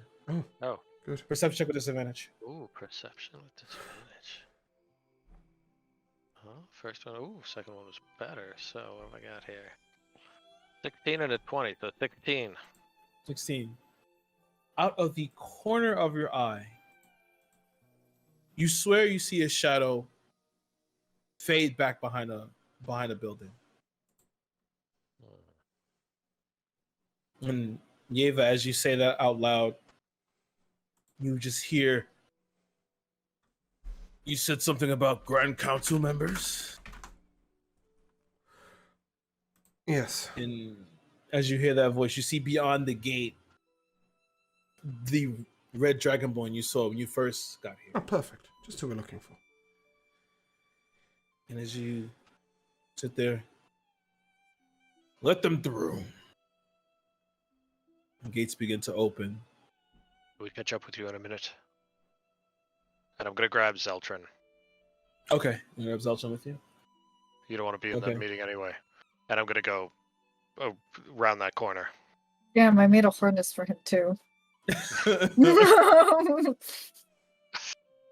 You pull as I'll you take go ahead. Okay. As you go ahead and pull Zeltrin. Can I Um, toss him the harness?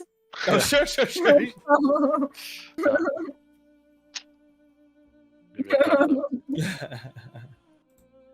As you go ahead and pull, go ahead and get around the corner, running the direction. You turn the corner where you saw the shadow disappear, and as you get around that corner, you see at the there's like a small alleyway with a like the wall eyeballing is about 50 feet. And as you watch, you see this shadowed figure run toward the wall and jump to the top. For turns- Zeltrin, he's not that happy. And as it turns around and looks towards you, you see the blue glow of an eye before it jumps down off the wall. All right. Yeah, I'm gonna like point my gun up at him, and then he's gone. And... Keep your eye out for that one. I'll say to Zeltrin, and then we'll. And Zeltrin looks like, what the fuck was that? I don't know, but do you think he's our friend? Oh, You see him. You put a bullet in him. You understand? yeah, I'll put a bullet in anything, really. So you're not really asking too much. Sure, I could do that. I know. So I brought you. I don't want to have to convince Rockhand of any of his pacifist nonsense or Yeva or anything. I know you'll take a shot. Wrong person for the pacifism. I know what you meant, though. Yeah, he's still kind of. Yeah, Yeva's No. the super pacifist. Rockhand's still. Rockhand throws rocks at barely- random people. Well, Yeah, no, to be he fair, does. he had a very No, good you're right, logic, right. but you know what I mean? Like, they weren't even evil. No. Yeah. Those. Yeah. Pacifist Yeva and, Rockhand who kind of doesn't know what's going on around him. Yeah, But, no problem. Yeah, Zeltrin's a man of action. So, sure. okay. And as you guys are walking back, hey, what the fuck is this thing on me, and when did it get on me? Is this Don't a worry about it. And then It's a I'll harness? throw the leash into Lovia. what the oh? JJ. As you guys begin to walk into the mansion of Urin Turslin again, passing by, and as you come into the as you come inside, the Dragonborn turns around. Sorry, Mr. Tirslin's not here currently. Perhaps you will do. We have a lead on Max. Or rather, who tried to kill him. We think. Someone tried to kill him. Yeah. Remember that day we saved him? We think he Yes. might have been the target. Do you Sorry, have out of- any- Mm-hmm. Go on. Sorry, out of character. It is so insane that they killed so many people except the one target that they had. But continue. Um, Look, it's a long I'll shot. explain that. I'll explain that later. But yeah, It's a long shot, but I've got a theory. So, Violet. Violet shock. Ishak. Yes. The Horde tried to kidnap her. Specifically, one member of the Horde tried to kidnap her, but when we tried to turn him into authorities, two strange demon-like creatures turned up and killed him. Demons.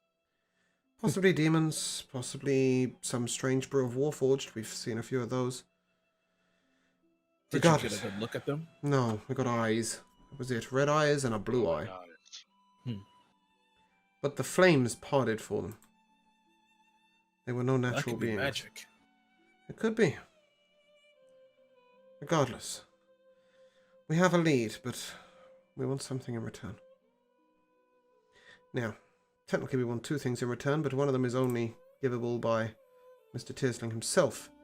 And don't get me wrong, we will pursue these people regardless, but there's something very small. You managed to give us some licenses. Yes. Can we get one more? For who? Him. Without questions. asking for a lot. You watch as he I'm kind of offering a leans lot. down. He leans down, like large, big dragonborn. He's just large, leaning over him, and Elliot's like,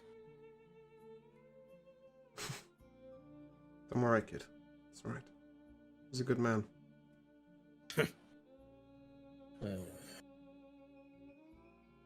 Sure, I'll give the kid a license. Thanks. Why not? So, the man was shot, and so was Viviana. She's in a coma, down at the hospital. She may not recover. You can see why we are being pushy. Look, these bullets are possibly traceable, but not by anybody other than us. There's a lot to it, but basically it involves this one, Rokan. We're going to try and trace them, see who's manufacturing the bullets, possibly get a lead on this. We think that the children of the Grand Council, possibly the Grand Council too, are being targeted. And I don't think the Dark Horde are acting out of their own interests. Sorry, not the Dark Horde, the Horde. I personally think maybe somebody's guiding them. Well, the Horde have been here for it seems almost ever.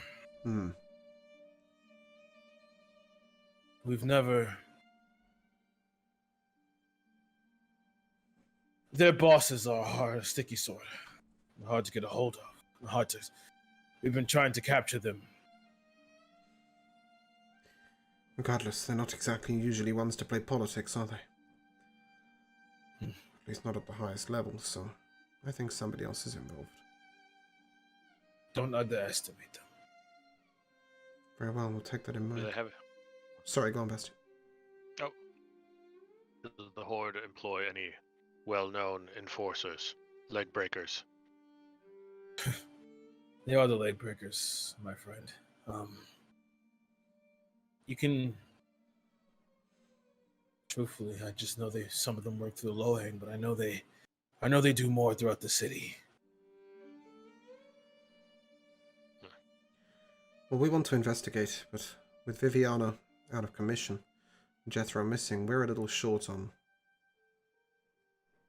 a couple of things. Primarily resources. Something that Master Tistling is fairly flush with, if you don't mind me saying. Oh, maybe I can assist you.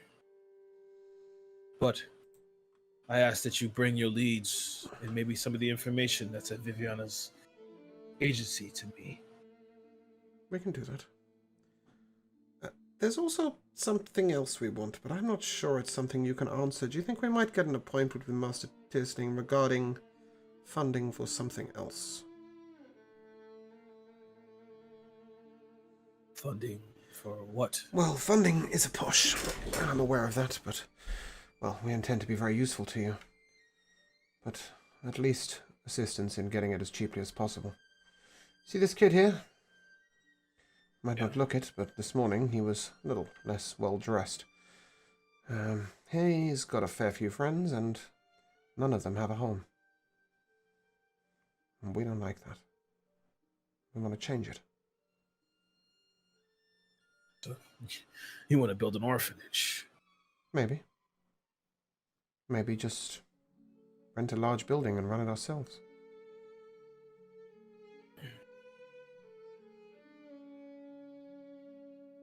I'll speak to Mr. Tierslin and get you an appointment. Appreciate it.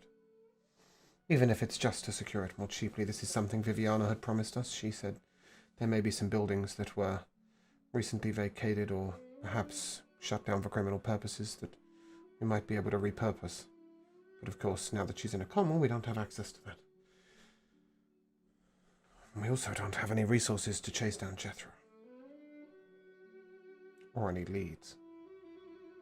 Looking for Jethro. Yeah. Well, I hope you find him.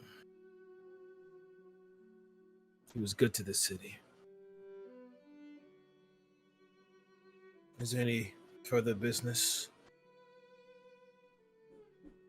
When you look at the permit for the license, the magic using license. It has like the picture, right, of the person. Mhm. All right. Actually, is there any sort of institute that keeps record or archive of all magical licenses distributed?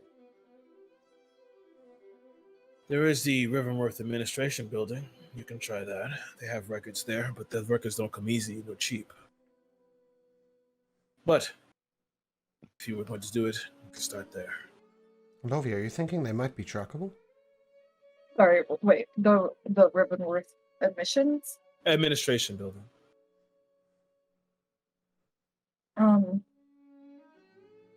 Well, you said that the flames parted for him. Ah. I don't know the Dragonborn's name. What's his name? Oh, Nicholas Gray is his name. Nicholas said it could be magic. I hadn't even considered that. I thought you were going to be There's- looking for Jethro that way. Well, yeah, but I feel as though there's a chance that. I mean, it's very possible that they don't have a license, but Oh, you're very it's right. also possible that they do. Your mind works in many layers. Mhm. Excellent thought. Yeah, are they trackable actually, Mr. Nicholas? Well, in a way, you can kind of use some sort of scrying along with them. You have information, so maybe you can pinpoint them. But then there are ways of barring scrying. So either you may have a chance or may not. It all depends on whether they have it up. The thing about Arcana Tech is that maybe you haven't noticed and maybe you all don't really use it. Not that it may be Bastion and Zelchin here. Arcana Tech isn't like magic. See, it can cast a spell. Sometimes it may be at a lower power or may not be able to concentrate as fully. So it may not always stay in effect. If you understand what I'm saying. Do Arcana these Tech needs a recharge as well. do the permits hold that stone in them? Oh, the Ethereum you're talking about? Yeah. No.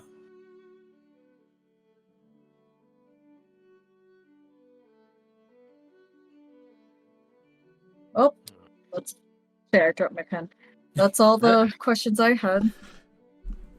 Just a quick one, Nicholas. We don't like to barge in, but we didn't know how else to contact. Is there a more sophisticated or polite way of us doing it?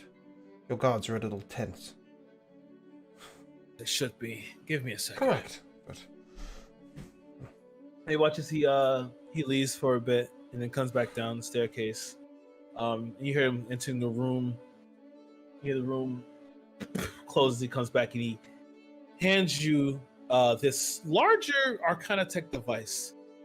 This is a sending disc. Click the button here. You'll be able to contact me. appreciate it. Well, if you'll excuse me, unless you have any more questions. Fixes the suit. Anyone else? I think we're good. Well, enjoy the rest of your day. Thank you. Thanks. Thank you. Speaking of rest of the day, what kind of time is it, God? Currently, right now, it's getting a little low there. Sun's starting to fall. You guys have been around. You guys have eaten. You guys have been around for a while. Walking around. Some stores are still open. If you want to. No, I was just curious. Do you think we can get anything else done today, guys?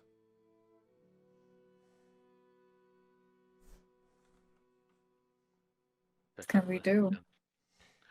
Let's see. Find home for the kids we worked on. Find serial killer we haven't really worked on. Grand council member about the kids. We just did that. Tell authorities about the people who did the drive-by. Nicholas Found Gray out about is... the bullets as much as we could. Check in on Elliot. We did. Find the missing children and find Jethro. So. The serial killer wasn't our job. That was Viviana's job. Yeah, I mean, they talked about having us help with that. Yeah. But, you know, those 7 quests ago. So it's still probably there. He's still probably, murdering people in the night. Rokan, are you still up to tracking, or do you need some rest first? Rokan? Oh, sorry.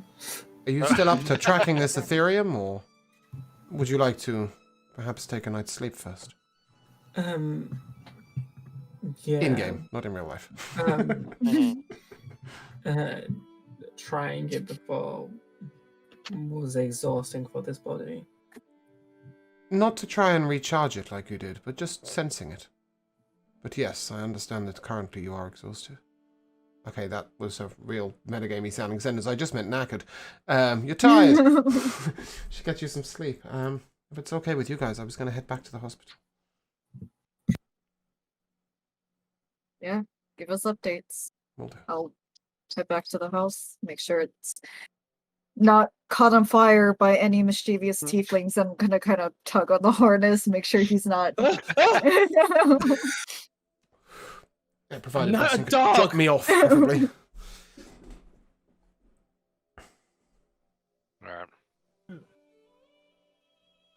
All right, No. back to the unsung detective agency. Yeah, but you head to the hospital. Did you get in? Ursula waves to you as you walk in, and you see Viviana still there. That smile still on her face. We'll spend a Oh night. yeah. When we get out, because I'm not for animal cruelty, I'm going to take the harness off of Zeltrin when we exit the mansion. Okay. He's. Oh, jeez. Thanks. Oh. He kind of shakes out. All right. Do you want to do anything while you're there with Viviana or no? Not till the morning. I'll take my rest. Okay. You take your rest. You guys get back to the agency and get inside, and everything seems quiet. I assume we dropped Elliot back to where he would rather be, or is he going to stay at the agency with us? He's welcome to, but I guess Where do you want him to stay? it's up to those guys, so I'm not there. We can give him the option. We can either take him back with us and he'll have a roof over his head and a warm meal in the morning, or we can drop him off at the Everburn Apothecary. I'd prefer if he stays with us, but it's ultimately his choice. Yeah. I figure if he doesn't want to stay, we don't want to try to make him. As you begin to, he kind of just like, he gets out of the car, and as you pull up to the agency, he's like, yeah, I think I'm gonna go back to Everburn. Thanks, guys. Thanks a lot for this. And he like holds the bag up. Guess I'll see you around. Thanks. Actually, we should give him one of those gems. Yeah, I mean, I suppose we give him Viviana's. She ain't responding. Oof. Dark. Yeah, pissed about it. You give him the gem? Is Yeah, we can everybody give it a else try. okay with it? Yeah. Okay, yeah. You watch as he takes the gem. It's one of those message gems, right? Yep, if you need anything, you know how to contact us. Kind of, you watch he looks and kind of ponders it over. He puts it in his pocket. Yeah, thanks. I'll see you around. And he starts to run off, heading down the street.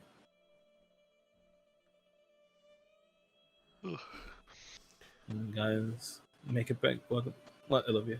I have an idea. It's so risky, so dark.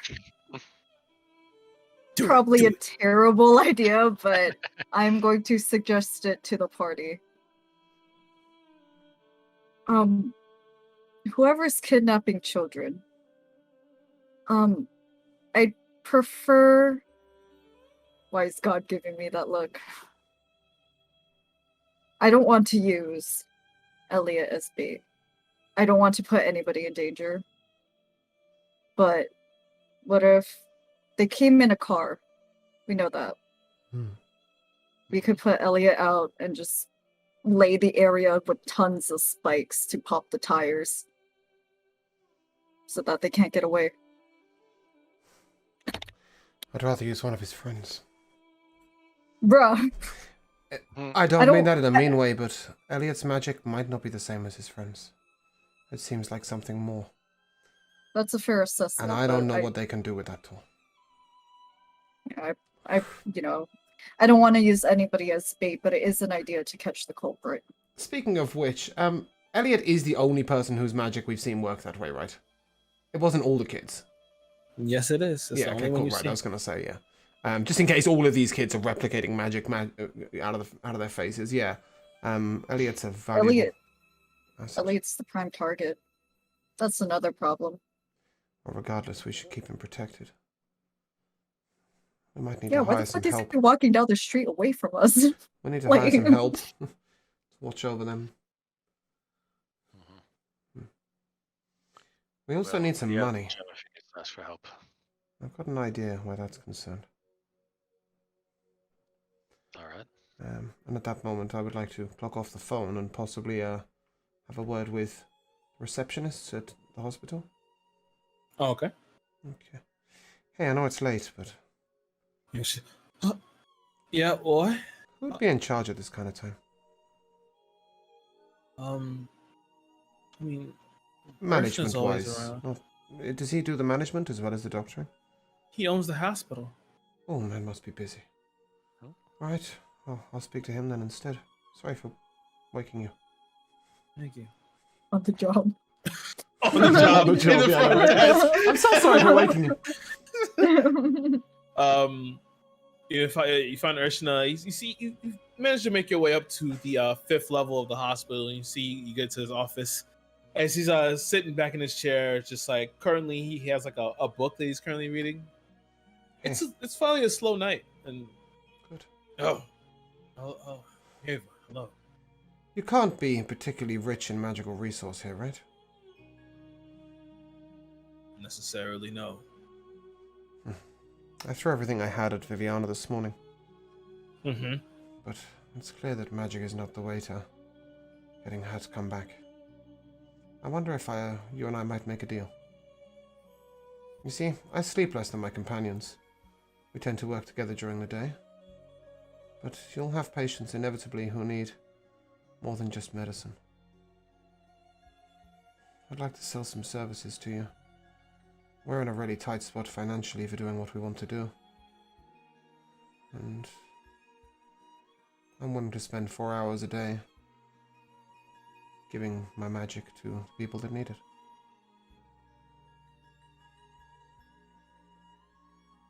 Much as he smiles and he stands up. Okay.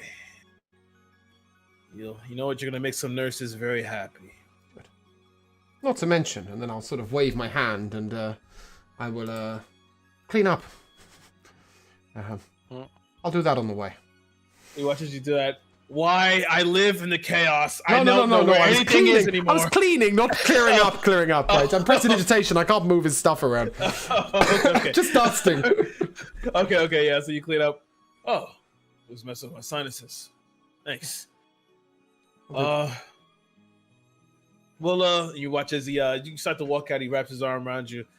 Let's talk about it. And on that note, if everyone's supposed to do anything else before, I think it's a good place to end. I just wanted to take a taxi to our other car and bring that back to the Unsung. Okay, yeah. You take the taxi over to the Crown Iris Casino. Speaking of which, go with him just to watch him drive? Sure. How badly did Rokan screw up Viviana's car? Oh, it's got a fender, but it's got the bumper's kind of hanging off. Brilliant. Some of the backlights are that'll be perfect for picking up Elliot, and it'll make us fit in with the neighborhood. Yeah, some of the backlights are smashed. But yeah, you make your way to the Crown Iris Casino, and the valet. You walk up and you show the valet the key, and he's like, "Oh, okay, I know that car," and he takes you down to this beautiful, luxurious Jeep. It's a 4-door. It's crimson in color, but it has gold accents. And on the front itself, it has like this it's the beak, the face of a phoenix, and it kind of pulls back into like flames. There's no decals on it. That's just like the front spoiler, and then it has like this beautiful golden bumper, and inside is like this plush, supple, like tan leather inside. Wood grain steering wheel and wood grain shifter. It's a beautiful car. All right. Yeah, Bastion, I'll just take it back to the unsung. Detective Get in agency. it, and it drives like a fucking dream. Is it still lower as we get into the car? It is lower still. It is lower. We need to find a car. Bastion that's, drifts like, around a couple corners just to kind of get a good feel for the car. get some donuts in. It drives beautifully. As you're driving, going through the streets, just take it for a natural joyride. You pass by this mechanic shop called Torches and Tires, saying custom jobs here. Get your cars fixed here, and you just see this. It's like an illusion sign with the screeching tires and fire coming out the back of it, and the fire is moving. Just nice. As you guys drive the street, you make it back to the unsung detective agency, and you park it in the front. All right. Well, that is where we'll end tonight. You guys had a nice day. Mm-hmm. Nice-ish day. And we learned a lot. Yeah, and we'll come to MVPs. I'll start with Josh, as Josh is about to fall over, and I just love tired Josh.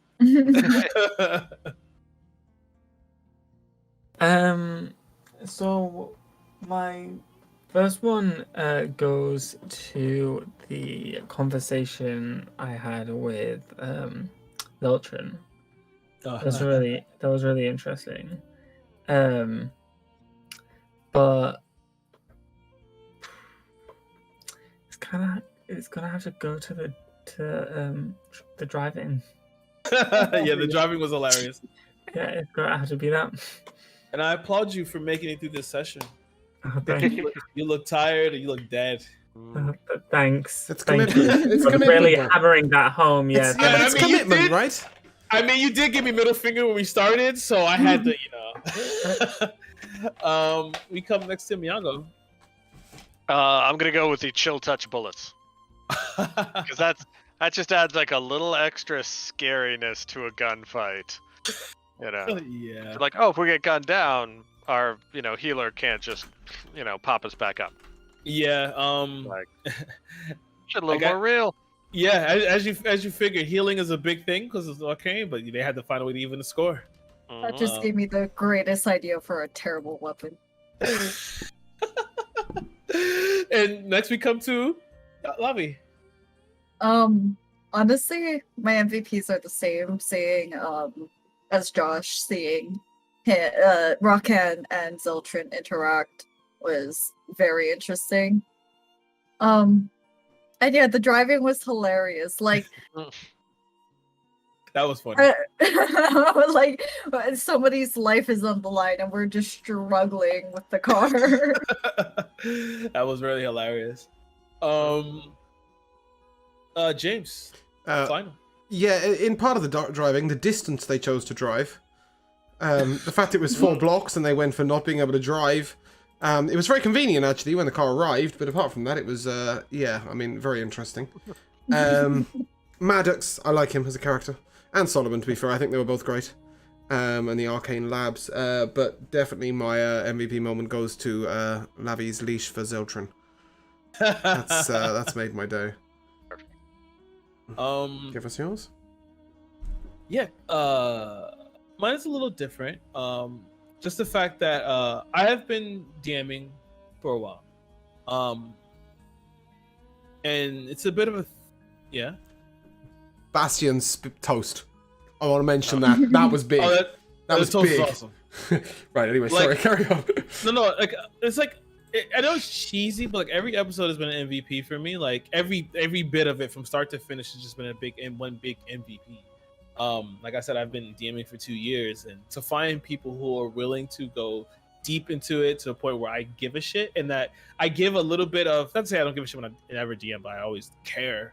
It's just like I'm used to, people not giving 110%, and you guys are giving 110%. Even tired Josh is giving 110% as much as he can. And just bringing the world to life. You know what I mean? Like, like when I first started this, I was like, oh, this is gonna happen. This is gonna happen. You guys are about thinking about doing an orphanage, about stopping the world from losing. I'm like, wow, this is okay. This is great. We are kind of trying to do it all, aren't we? You guys are trying to we need do it We need all. more manpower. And I love it. It's just great. I was like, okay, wow, these guys are about to become Avalanche. You know what I mean? Kudos whoever gets that reference. Reactor. Yeah, there you go. It's just, people trying to become Avalanche and all this stuff, and I'm just like, wow, okay, these guys are literally building an orphanage. That's great. I fucking love it. This is amazing. So thank you. I've had the best time DMing coming into the server. It's been great. So thank you all. Doesn't matter how Thank you well you for can DMing. roleplay if you don't get given a good world. It's a wonderful place to play. Oh man, We love it. I can't wait till like the story moves further and further ahead. Well, like I can literally say you guys have not even scratched the surface, and it's great. No, and I genuinely think we'd be happy to not even scratch the surface for the next few months and just get our day-to-day. We already have like a little things done, Skyrim right? list of quests. we Yeah, I need to know, get right? done. Well, they're not. What I love about it though is it's not quests; it's things that we want from the world and things we want to do, and that's amazing. Oh, yeah, largely, yeah. But That's it usually has. how I like yeah, to go on. run it. Mm. I'm sorry. That's just usually how I like to run it. My DMing style is usually I like it to be like a fucking show, like a movie. You know what I mean? And like you find your quests by interacting and dealing with people and here and there and grabbing. You guys are so good at grabbing hooks and moving on with stuff, and just figuring like, okay, I'm going to do this. I think this is what I want to do and make it happen. And and it's just great. And I think tomorrow night you guys get to go to the show. Mm-hmm.